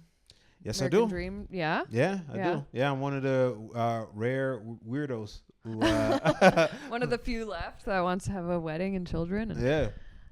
I mean, but that's my family. I mean, that's kind of like that or whatever. But I mean, it's crazy so times. does that come from your family? Like, did you have such a good experience with your family that you're like, I want to do this again? Yes. Okay. Yeah, like I didn't. That's so wholesome. Yeah, I didn't know 'Cause what divorce was until like I was in my like 20s or something like that. that people actually got divorces. Yeah, I didn't even know that was a I didn't know. Okay, this is explaining a lot because you and I have been around each other a little bit in Berlin around shows, and every time I'm like, you're too wholesome to be trusted. Like I'm so like, it's still negative. You're so nice. dude, you're That is so a problem. so kind, so thoughtful. You're like, you get interrupted by something, you come back, you're like, okay, I'm sorry, what were you saying? And yeah, you're an active listener. And I'm like, you came from an unbroken home for sure. And that's a problem. I didn't know what divorce was till I was in my 20s. Yeah, I was like, wow, people can do that. I'm like, why? It was like, we mean. See this? Yeah. See now you've overshot. You're too wholesome for anybody. Yeah. Now. So you're gonna struggle to date. Nah. I'm doing just fine. Yeah, no. If I'm approaching the women I'm approaching, I mean, I have seen the world in some other ways. Yeah. Okay, I'm so not like, you hey, would you want flowers? Nah. you had a good childhood. Your parents stayed together, Mhm. and you want to get married and have kids. I And mean, that's an idea, in terms. it's an idea. It's a concept. It's a concept. It of is a concept plan. that is appealing. Yeah. Let me just say appealing. Now, Okay. in terms of So you had a good example set for you. I did. I'm not gonna lie. That's actually, I can say, yeah. Majority of the people around my dad's friends are all married.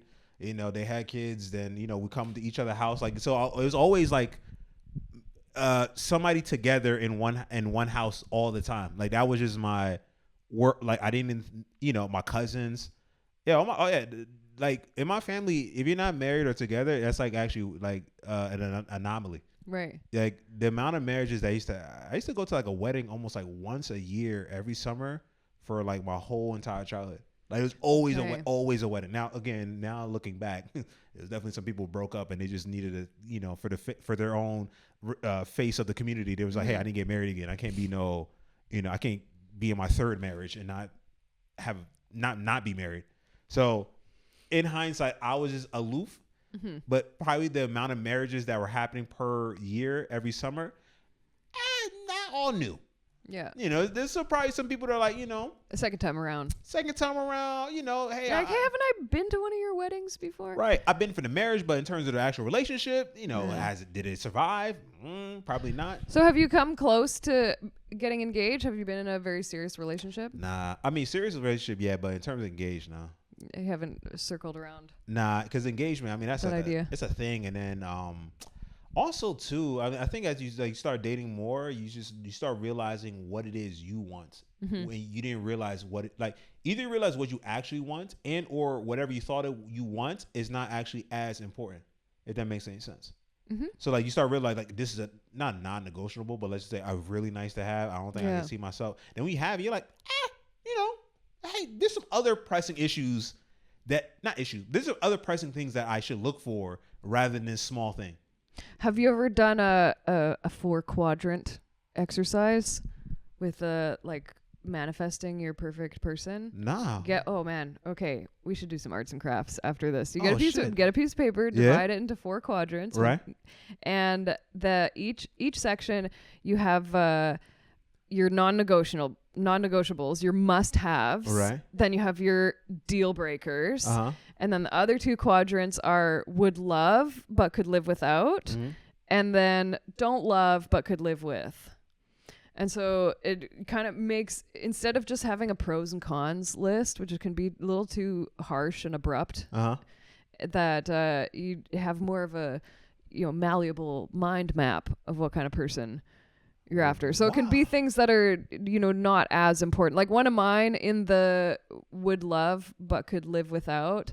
Like I've met people that, this might sound silly, but as a tattoo artist, if I meet people that are just like, oh, I would never get a tattoo, I'm like, okay, it doesn't work in their favor for me to be attracted to them, because I'm like, well, it's my career. It's your whole thing. It's Yeah. something I'm super passionate about, and I could talk at length about tattoo history and tattooing in other cultures and what it means for humanity to express through the ritual of marking and adornment. And for someone to just be like, yeah, I don't want to like be a joiner because everyone has tattoos. I'm kind of like, okay. But if they were like yourself, where you're just like, oh, I just haven't thought of it. Like I might get one. I just haven't thought, where they're just kind of neutral about it. I'm like, I could live with that. I could still date that person. But if Right. somebody's like, oh, I would never get a tattoo, like just because everyone has them, and it's like, well, that's not what that's a turnoff for me as Yeah. a tattooer. Someone who's like anti-tattoo. It doesn't mean they're a bad person or have undesirable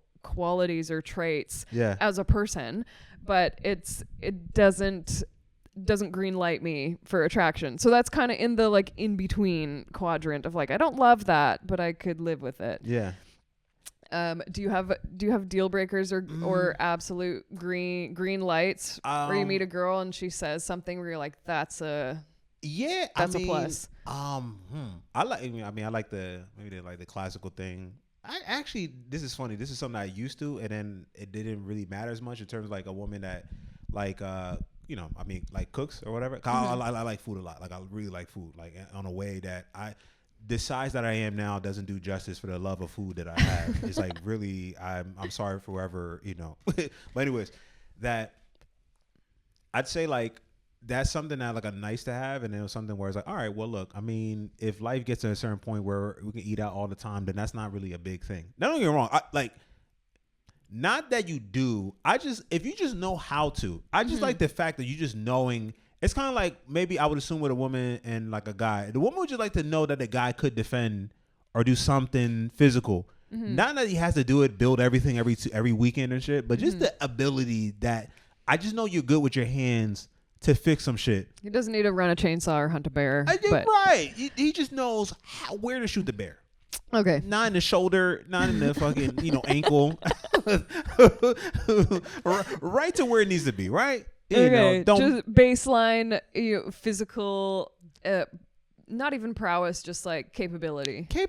So like Okay. what, So that would be baseline for you, is like a woman knows her way around making a soup. Just something, yeah. Yeah. I would say more specifically rice. Like I ain't gonna lie, 'cause I did date a girl. She needs to know how to make rice. Yeah, I did date a girl that she didn't know how to make rice, and I didn't realize that was a thing that I needed in my life. Like, and that was a turn off for you. I couldn't think, make rice. I think that was the first time I had like I objectively had bad rice, and I knew why it was bad. And when I asked her, it was correct, and I was like, oh wow, I did not know.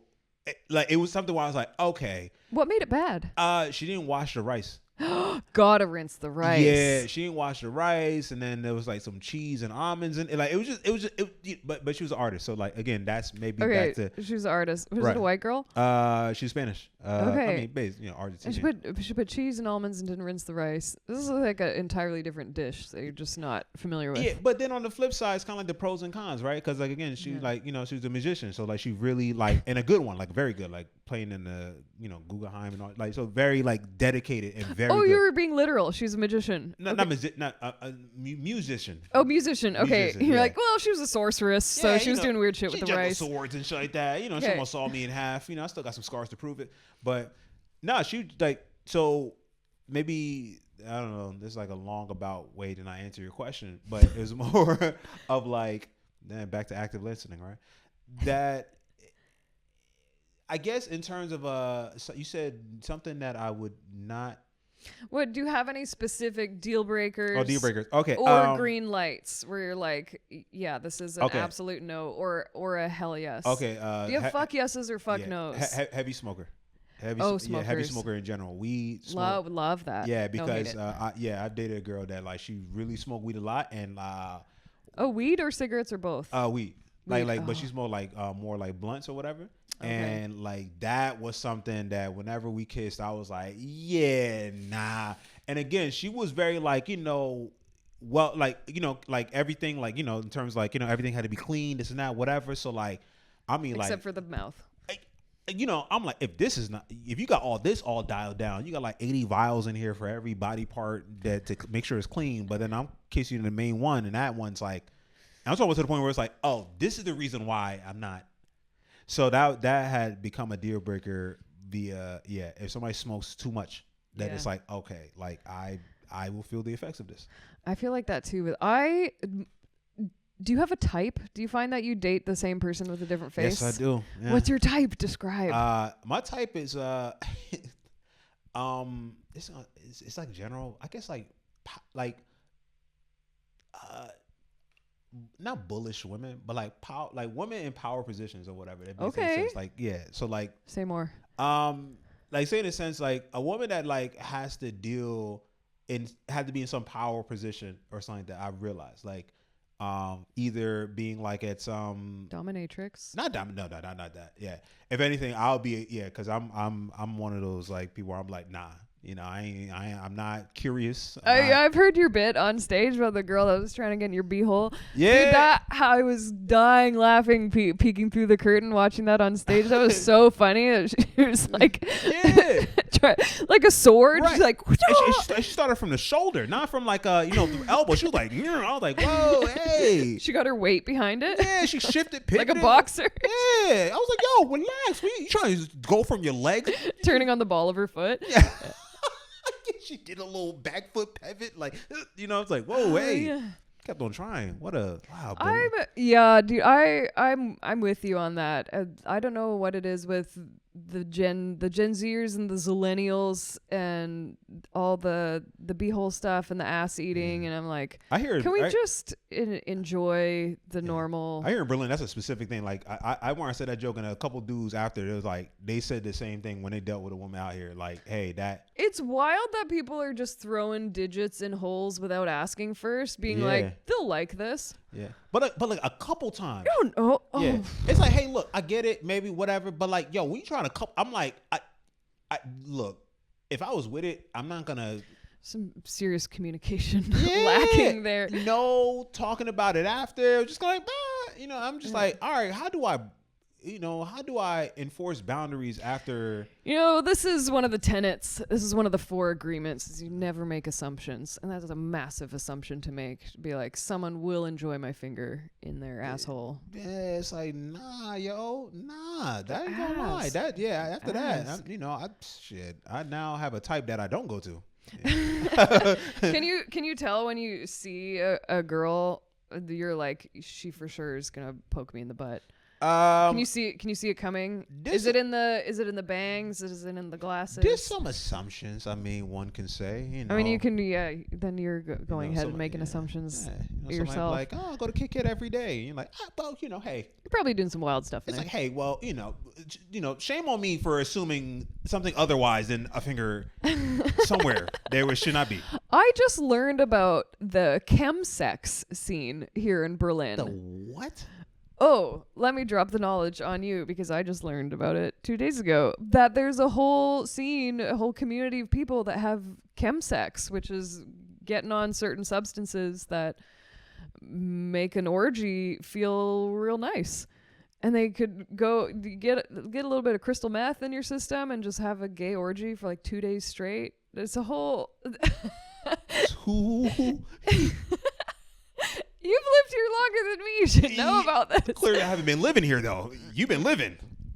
I've not partaken in any of the chemsex, but or GHB or whatever people are getting in, some MDMA. But that's a whole activity. Themselves and there's a fine line, I think, between a nice squishy time and a little G and MD, a pass out. Not the big G. MD. A little bit, lowercase G. But that people are doing that. That's a whole activity here is chemsex. And for it to have a label, that means it's happening a lot. Oh yeah. Like for it to have a catch term, be like, oh, chem. It's not like, hey, we're taking this and this. It's not the literal explanation. They now have shortened it to a. And drug dealers have handed me very professionally printed business cards on the street. That's a thing out here. That's a thing. Yeah. And they have the little menu of what they offer. And I had to look some of them up. I'm like, what is MMC? And there it's like, like a fucking boomer. I'm like, what's Tina? You should probably message them. They probably have an automation where AI answers. They're probably like, oh yeah, I hear you got any questions. What are your thoughts? They're probably got like a chat bot. I've done one drug deal in Berlin, and I thought it was going to be real sketchy because they're like, meet me in the train station. And so I was standing there and I was like texting. I was like, I'm the girl in the yellow hat. And like, we know. We've been watching. And the guy came over, and it was the most pleasant, sophisticated drug handover I've ever had. The guy was so friendly and chatty, spoke 5 languages. He'd been trained as a chef. He used to live in Dubai. We rode the train together back towards where I was coming from and had a wonderful, wonderful time. I was like, that was delightful. You knew about his life? What kind of safe shit is this? He was a chef? He told you where his last work. That will brought my paranoia up. I'm like, this is a drugs thing, and I'm part of some shit going on. It's this is life as a Canadian. Is that you get to know everyone. You be chatting. Yeah, you be chatting all the time. I'm like, yo, chef is cold word for after this next stop, we're gonna get arrested. I'm gonna get arrested. This guy's undercover. He's like, yeah, I'm a chef. Go get down. Come on. It's like, fuck, I didn't know. I just wanted mushrooms. I heard it was nice. Yeah, the drug culture here is it feels very sophisticated, very mature, and it's honestly like going back in time because they didn't have an opioid crisis here. Yeah, crack is now making a comeback. And like throwback to heroin, there's no heroin in Canada. I'm like, there's a vintage drug use feel here, yes, where there's a lot of drug use. There's a big culture around partying here, but people like get up and go to work in the morning. That's the part. People go to work after. So like these, in the States, somebody on any of them drugs, they ain't gotta tell you. You're like, you don't have, you said enough. I know I made an assumption and I was right. Here, you be like, nah, they own 3 businesses. They probably got like 2 flats. And very, very functional drug users here. Very functional. That's a culture shock here. Very functional people on drugs to the point where they're doing better in life than you. And it just happened to be a pastime. You're like, all right, I mean, shit, what's in them drugs that got you this successful? What's going on? Yeah, and well, maybe that's the secret is they're just not as strong. Like I've shared a joint with somebody here, and I could still have a conversation after. Yeah, it's like, you smoke weed in British Columbia, where I'm from, and it's like, you're going fully nonverbal, deaf mute. You've become the furniture. Like it's not a pleasant drug experience. I quit cannabis in Canada because I'm like, I would go to a weed store and I'd be like, what's the weakest weed you have? What's the lowest THC content? And they'd be like, like they don't get asked that question. They're like, why? You're like, why are you even buying it then if you don't want to get completely blottoed? So here it has like a throwback feel to when you could do drugs and be functional, and that it was not so stigmatized. Like you do drugs in North America and it's like you lose everything. You're on the street and immediately. Immediately. Yeah, so fast. Weed, not even Man, once. the amount of stories from CEO to now on the street, begging for shoes. It's like it's like almost like it's not far fetched. Do you party here? Do you like the party culture here? Parties. I mean, I don't party to them places, over there, that. But it's all right. It's all right. Like I've gone to out? I go out here and there. Like I like my thing now is more going to like lounges and stuff like that, or like what's a lounge experience? Yeah, like? lounges. I mean, lounges for meeting people. That's the thing. Like, okay. I like. Don't get me wrong. I'll go out if it's like, because now it's like, all right. Depending on where we're going out to, if it's the music and shit like that, I'm like, all right, cool for the music. But like 9 times out of 10, if I'm going out, it's usually like to see where the ladies at. That's usually kind of the situation. So big events, loud noise. It's hard to meet people in that type of way. Yeah, if you're having to yell in somebody's ear, that's I mean, I've done that before, but it's just doesn't really work for flirting. Yeah, but you got to be very like, I've done that before, but it's just like another thing you got to prepare for and shit. So lounge is a quieter area. People are sitting in the antique furniture smoking. There's a candle dripping. Right. Everything is set up for people to meet with each other. That's the thing. Okay. So they're not playing it too loud, but not too quiet where it's awkward. It's like nice tone. They got nice, aesthetics there, nice drinks, enough chairs for people to sit down and shit, or where to stay. So everything's all set up for people to meet.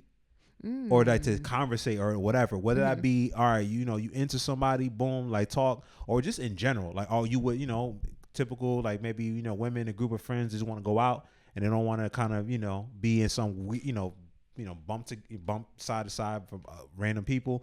Nice place where they can sit down, nice little table, got the cocktails, this and that. They're talking about blah, blah, blah. Of course, one girl might be like, kind of the most attractive in the group, so you're getting all the attention. Somebody's jealous over here. You try to say hi, you talk, she's kind of like, so what do you do? You're like, all right, I get it.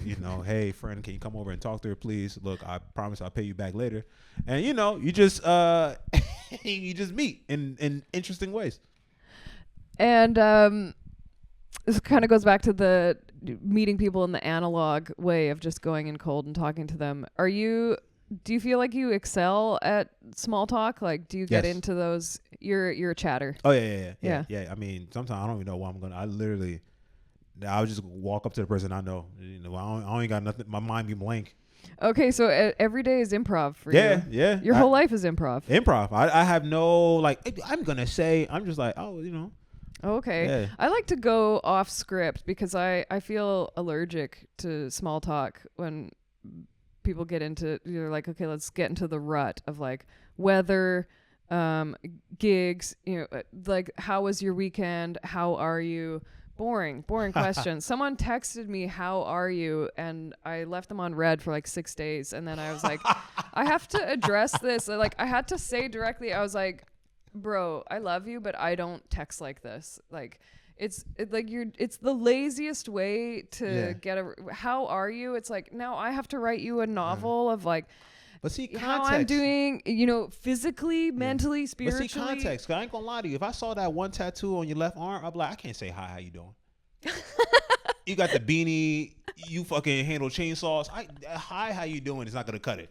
I gotta be like, yo, I saw a bear in Berlin and I almost wrestled it to the ground. I guess I have more there's more angles. You'll be a tough person to date. You lived a life that a lot of people have not lived, and also you have lived a life that most dudes aspire to, but couldn't even come close to. Yeah, this is the thing. Yeah, that is, it's especially in North America, it's very aspirational to be like, fuck society. I'm going to go live out in the woods and hunt. And I'm like, okay. Right. And they're talking about it aspirationally. You lived it. So it's even more annoying to you because you probably be like, all right, look. Well, first of all, give it a year. See if you still like doing that many chores and washing your hair with hard water. I just want to like hunt, this and that, blah blah. I just want to make my own meat. You like, you want to. It's kind of all you're doing. That was one of the main reasons that I left that life and lifestyle, is because the people that are living that way, that is their whole life. Like that's their, for a lot of them, their full-time job, because they turn it into a YouTube channel, and then and people love it. Like, if I put a video up of me chopping wood, people were so interested in it, and it's so attractive to people to live like that, Yeah. that they want to live vicariously through your, off-grid YouTube, but to pursue something like a comedy career, Oh yeah, you was probably weird for doing that. when you live in the woods and you have to drive 90 minutes to the closest open mic, is like there's such incompatible lifestyles that I was like, I tried for the first 2 years that I was doing stand up to drive to gigs and travel and then come back and be like, oh yeah, there's still like this rock wall that hasn't been built, or this garden hoop that isn't finished, or this thing that, meat that hasn't been processed, it's still in the freezer. Like, there is just shit was not getting done at the property when I was away trying to do stand up. And then when you're doing hours of chores every day and sharpening your fucking chainsaw, then you're like, I'm not writing jokes. I'm not. Yeah, I'm like living. I'm just trying to keep myself alive. Or your material is not at all relatable, because you're like, how it is, when you're equalizing the batteries and you want to go and do something else, and then your levels are like, my life wasn't relatable. I couldn't really talk about, because I wasn't in society anymore. So I mean, but all of that is like hilarious. Whenever you crack that, or not crack it, but whatever you decide to incorporate it, just like the way you look doesn't map to whatever you have done years, like the years you was in the wilderness. Like, if I also look at you, the way you dress, your demeanor, everything, like, it'd be like, yeah, you have lived a life of music and entertainment and vibes, but you have lived a life of which most people for centuries have lived and aspire to be, which is, not chop wood, make fire. You hunted a bear, and you still had you still extra stuff to eat. Look, I'm even choking on my own spit. That's how crazy, I'm like, what the fuck, bear. You know how to make the meat, which, by the way, that is impressive. I mean, most dudes, they'll probably look at that and be like, I don't know if I'm for this girl. I don't know if I have enough skills to fucking talk to a girl who fucking carved bear meat. Are you serious? Every Berlin, the fucking mascot is a bear. So you fucking chop black bears, carved it. You're like, that's my mascot don't tell my the city. Berliners. Yes. Don't tell them. No, I won't tell. We'll edit this part out. Yeah, the whole everything I said black bear will edit out because we're in Berlin. Well, what was your life before comedy? My life, interesting. That was I was working in corporate. I was working in tech. Yeah. In tech. I was working in tech. Yeah. It's very Berlin. Yeah, so I was working in tech. It was in New York. Mm-hmm. So I was working in tech, but I was doing comedy and but also. That's very acting. Berlin to used to work in tech. Yeah, it's funny because I didn't go to school for it. I went to like a coding boot camp or something, so I like had to learn it through those coding boot camp things. Okay. Yeah, which that was very difficult. Yeah, that was very like to not have gone to school for it and like learn how to do it in a short period of time. Like it was in 3 months. That was like probably one of the most difficult things. In my life. That was like wild. But yeah, I was doing that, and then I was doing comedy, and then also I was doing acting. I was doing sketch, so I was writing sketches, like live on stage sketches. And that's what I was doing. That was my life. That was in New York. That was in New York City. So yeah, I used to like literally work in corporate tech or whatever, and then at nights then do comedy. Yeah, and just like literally do comedy or acting or sketch or like doing plays or films or whatever. The sun has moved. It has moved, so now it is. So I'm gonna wager that it's 4:42. Jesus Christ. You're not, it's 4:46, but what the fuck? Is it? Yes. Is it 4:40? I was 4 minutes off? Yeah. What okay. I'm good with the sun. I told you. I know you're doing your thing on social media about 30 days of weird stuff. After you're done, now time to go into the fucking wilderness shit you've been. Yeah, this is, I'm telling you, the way you're set up right here would never lead to saying, I think she knows how to carve meat and know how to unjam a chainsaw or some shit. Yeah, I've lived a couple of lives. Yeah, sure. You got the tattoos on your hand like that. Yeah. Like what? If you just chop wood and somebody just saw your hand, they're like, "Oh my God, this is for me." Wow, who'd have thought? Oh my God, this is a life I didn't think any of us can live, but here we are, our representative, our messiah. I went from tattooing into stand-up. That's been like a crossover. I haven't tattooed at all since I've been here, but Should. I Got a couple jobs here. Yeah. There's some tattoos around. But I wanna start my own podcast interview show where I just sit around and tattoo a comedian, and then we just shoot the shit while I'm tattooing them. Because they're the best hang. Yeah, I mean, comedians are the best hang, but they have no money, and I'm like, I think, well, maybe I'll get them to pay me in their presence and the content, and then we can just hang and tattoo, and it doesn't have to be about. That's really my whole. I'm putting it out there. I'm saying it out loud that my whole vision, my dream for my career is if I could just tour as a stand-up and then just tattoo comedians and anyone else that wants to pay me for tattoos. But if I could just hang out in hotels and Airbnbs and green rooms and just sit around with comics and tattoo them, and that be a job, that's it. That's all I need in my life. That's fucking dope right there. And I've made it. That's it. I don't need anything else. I don't need a wedding or children. That'll be your life right there. So, all right. So, damn, there's so much I want to fucking ask you. Like, we haven't gotten to I was going to detail about the bears and everything. Maybe like a part 2 or something. Yeah, I think we covered bears and chainsaws and wood, and I think enough that will be allowed for before any judgment would have been made. Be like, okay, who are these people and why they're going into this detail? I thought it was about culture, but now we're getting into meats and everything. Hey, that is culture. That is my white Canadian culture. Yeah, we learned a lot. Camo and wood chopping, and weed that takes you into another dimension. That's it. That's my culture. Weed that's too strong and shooting bears. I'm telling you, you're from a part of America. A lot of people, not America. Sorry, guys. I was born in the States. You were born in the States. Yeah. Okay. So I wasn't. She said it earlier. So don't. Yeah. Then there's a whole entire. Another layer is revealed. Oh my God. I mean, I have an American passport, but I left it as home. I identify as Canadian. Yeah. I'm trans American, and I was born in Washington. So all my family on my dad's side are down in Southern California. Wow. Yeah. It's warm and it's dry, and I'm such a novelty to them too. They're like, you change your tires in the year? Like, they don't know what snow tires are. And it's great. It's made it very easy to go back and forth across the border, except for the one time that because I was born in the States, it says that on my Canadian passport that I was born in Federal Way, Washington. Right. But the border control agent asked me one time, like, oh, why aren't you're born in the States, why aren't you traveling with an American passport? And I thought it was kind of like a trick question. I was like, the Canadian passport is just generally more well received.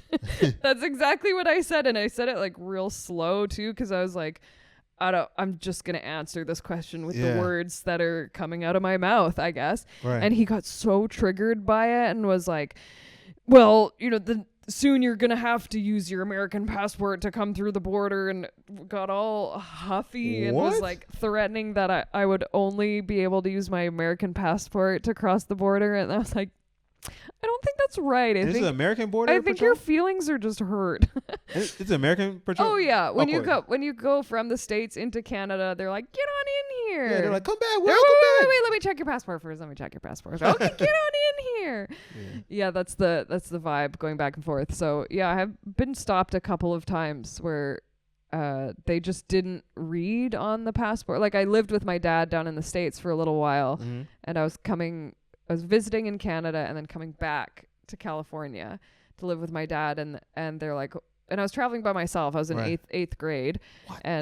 Yeah, my sister and I have flown a lot since we were little kids, just by ourselves. And so I was coming back down to the States, and they're like, oh, what are you doing here? And I was like, oh, I live with my dad. And then that was like 45 minutes in a little detainment room. And then someone finally came in, because they had actually finally read on the passport, like, oh, she was born in the States, so she has citizenship. And they were all like, did you know that you were born in the States? And I was like, yeah, did you? Like, you clearly didn't read the passport. You would say law enforcement is so hilarious because at the end of the day, it's just egos being protected by power, and anytime it gets like challenged, but do you know? It's like, hey, look, I get it. You didn't make the high school football team, and you thought you was going to make it to D1. You made it to D0, and don't take that out of me. And now you work at the border in Oliver, British Columbia. Right. And in that time, you didn't learn how to read, so now you're confronted with your reading abilities on a passport, which should be only one line that says location or state or whatever. Would you go back to live in the States? I don't know. I don't know now. Because, like, obviously what's going on in the States, yes. But even to, like, a large extent, it's just, like, living out here, there's so many, like, things that I'm experiencing. Like, traveling different cities and different countries and shit now with the touring. You know, also just the health. I mean, things are just, like... Food's better. I'm able to travel to Italy. Like, you know, if I want to go this weekend, I can go. You can go and eat food in Italy. And, the chicken's not dipped in bleach. And right. And so now I want to go back. It's like people want to go back. I say it out loud. I'm thinking about it. Like, no, bro. They're like, we're trying to get to where you're going. It's like, so anyway, I guess the stand-up scene it's pretty strong in the States. Very strong, but it's like there's a lot of money in it. More money, yeah. But I'll say out here in Europe, it's like it's more open to what you can do, what you're able to do, and people don't have like such a strong assumption of what it is that they're going to watch. So it kind of gives you a lot of room to be whatever you want to be. Don't you know? Yeah, people have more creative kind of genre blending one-man shows that they'll take to Fringe and they can self-produce and be like, oh, I'm going to go on tour because I organized a tour. Whereas in North America, I mean, I just kind of figured out in the last couple of weeks that people are like, oh, I'm on tour, but they come home after every weekend because everything is so close they're like, I'm on tour, but I just go out on the weekends and then I come back to my apartment in Berlin. So easy. All week. And I'm like, oh, on tour in North America means you're gone for months at a time. You're ripped from your family. You're detached. Yeah. You're in weird Best Westerns or, you know, Days Inn, you know, parking lot right to your hotel, which that's a perfect scene for any murder-esque type of movie, right? You know, weird people. I think I'm gonna give it a shot to like become a proper stand-up. Yeah, you funny. You might as well. You out here. You got your, you know, you gonna be Ireland soon, right? Yeah, gonna be in Dublin. Oh man, I have a good feeling about Ireland because I went to the embassy, the Irish embassy here in Berlin to get my passport certified, and it was empty. You know, so I'm leaning on the counter having a chat. Yeah. Love a chat. And just so friendly and asking questions. And at the end of it, he was like, oh, don't worry about the fee. And just waived the €40 fee for the stamp. And I was like, a German would never. And what? German would never. And I was like, I love the Irish, the mischievous rule breaking culture of like, oh, like a little wink and a like, don't worry like about it. You know? Don't worry about it. And I was like, I think I'm going to love Ireland. Oh, look at you. We got the accent. Just go in there and flash a little bit of red hair. They're like, yeah, get in here. You know, jump up first before they do the wink. But and a little heel click. But it's just it's a culture that's so rich in mythology and storytelling and singing and dancing that I think that's my kind of place. I came to Germany being like, oh, I love when people are direct. Do I? Yeah. After 3 months, I'm like, you could do a little more evasive people pleasing. It's like, all right, these blinkers are not covering up from the lack of conversation or emotional connection. All right, so I'm curious, right? All right, okay, so I have actually I want to give you this one question, right? This is like the closing question I give to everyone. Okay. Yes. I'm ready. So. Oh God, I'm so excited. I'm sweating. Yes. All right, cool. All right. I wore my best T-shirt for this. This is the T-shirt that has the least amount of kebab sauce. Wow, you've been living life here. Kebab sauce all over, huh? Look at that. That's me dressing up for you. Okay. Well, thank you very much. Ask me questions. Right. I feel pretty. Okay. All right. I apologize. I'm a little nervous asking about this, but you have lived a life. you lived a life and still living a life, right? In terms of you living in the wilderness, from Washington states, yes, and now living in Canada for a bit. You living in underneath a tattoo shop in a building that you were living in, where you had to charge batteries and hunt bears, and also not unclog, but you had to sharpen the teeth of the chainsaw. You have also traveled here to Berlin, where now you have experienced Germany culture in an interesting way about you going to a party and no one's talking, and then you being validated in terms of how you're moving your elbows by a black man with a British accent who touched the lower part or the small part of your back, as you said, and validated that, hey, your elbows are doing the right thing. Mm-hmm. Or maybe there's some other things about you that were right. But you had lived a life, and you try to learn German, and you realize that was an ill attempt, and you're not going to try that again. No. Oh, man, we didn't even cover me. I lived in Australia. I was married in Australia, and I used to live in Cambodia. I used to work on a boat. We're just scratching the surface here. Well, we're going to have you back, is what we're saying. What the fuck? Let's do a part 2. We're going to do a part 2, yeah, because already the first half is like, wow. All right, so... You've been through all that. So if you had to give advice to your younger self with you going through all these different cultures and experiences, what would be the number one advice you'd give to your younger self?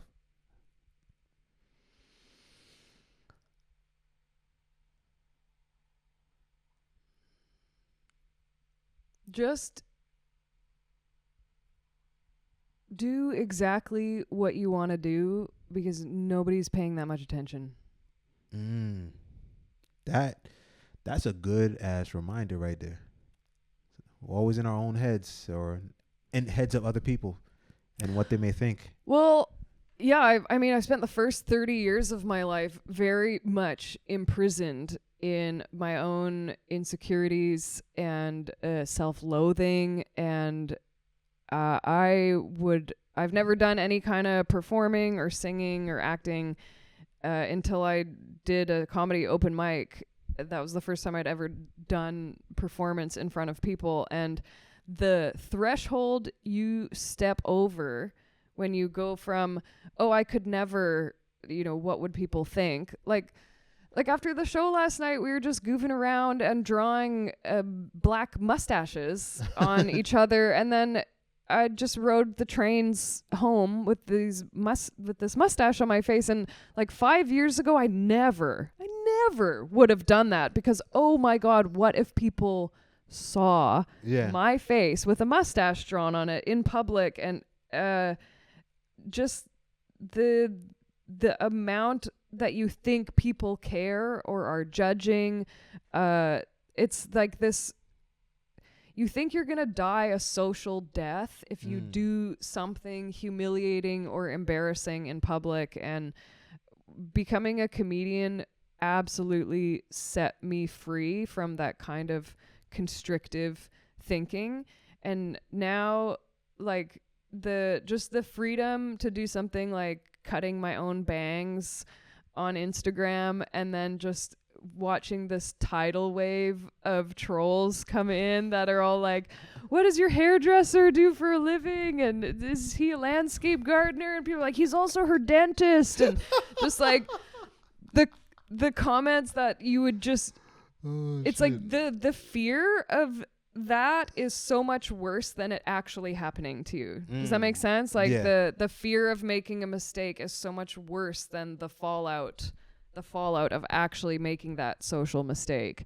So yeah, riding the train with a mustache on my face or doing stand-up or cutting my bangs on the internet, like to feel free to do that and have no self-consciousness that that's like a wrong thing to be doing. I cannot imagine my life if I never went and tried stand-up and I just kept living like that my whole life. And people live like that their whole lives. Yeah. Where they would never ever be seen on a public train with a mustache on their face. And I'm like, that is such a small, sad way to live. And like, that's why I've talked to so many people that are like, oh, I'm thinking about trying stand-up, or I'd love to do that, or I secretly want to be a stand-up. And I say, like, absolutely try an open mic, because not everybody is meant for superstardom.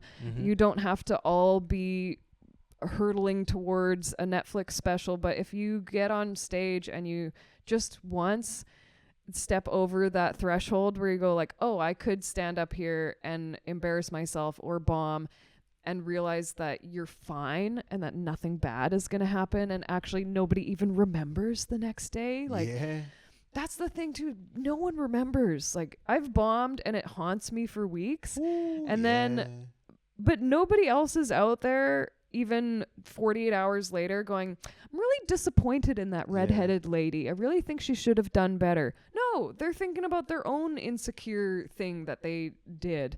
And yeah, it just like, however it works for you, whether you're doing stand-up or public speaking or like anything that will free you from that thinking, fucking do that thing like as early as you can. If you're just thinking about it, and like, it took me 6 months to get on stage. Every single week I was like, okay, Thursday's coming up. You're going to go. You're going to go to the open mic. And then Thursday morning would come and it just felt like there's no fucking way I'm driving to that open mic and doing that. And every week I would chicken out for 6 months. And I was like, this is torturous.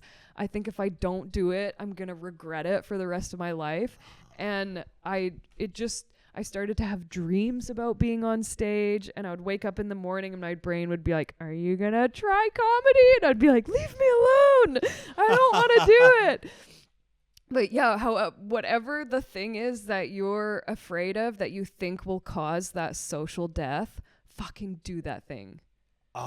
This is that right there. Cause like even just listening to you, I mean, you know, we only knew each other for a little bit, but just I couldn't even imagine you being any other way.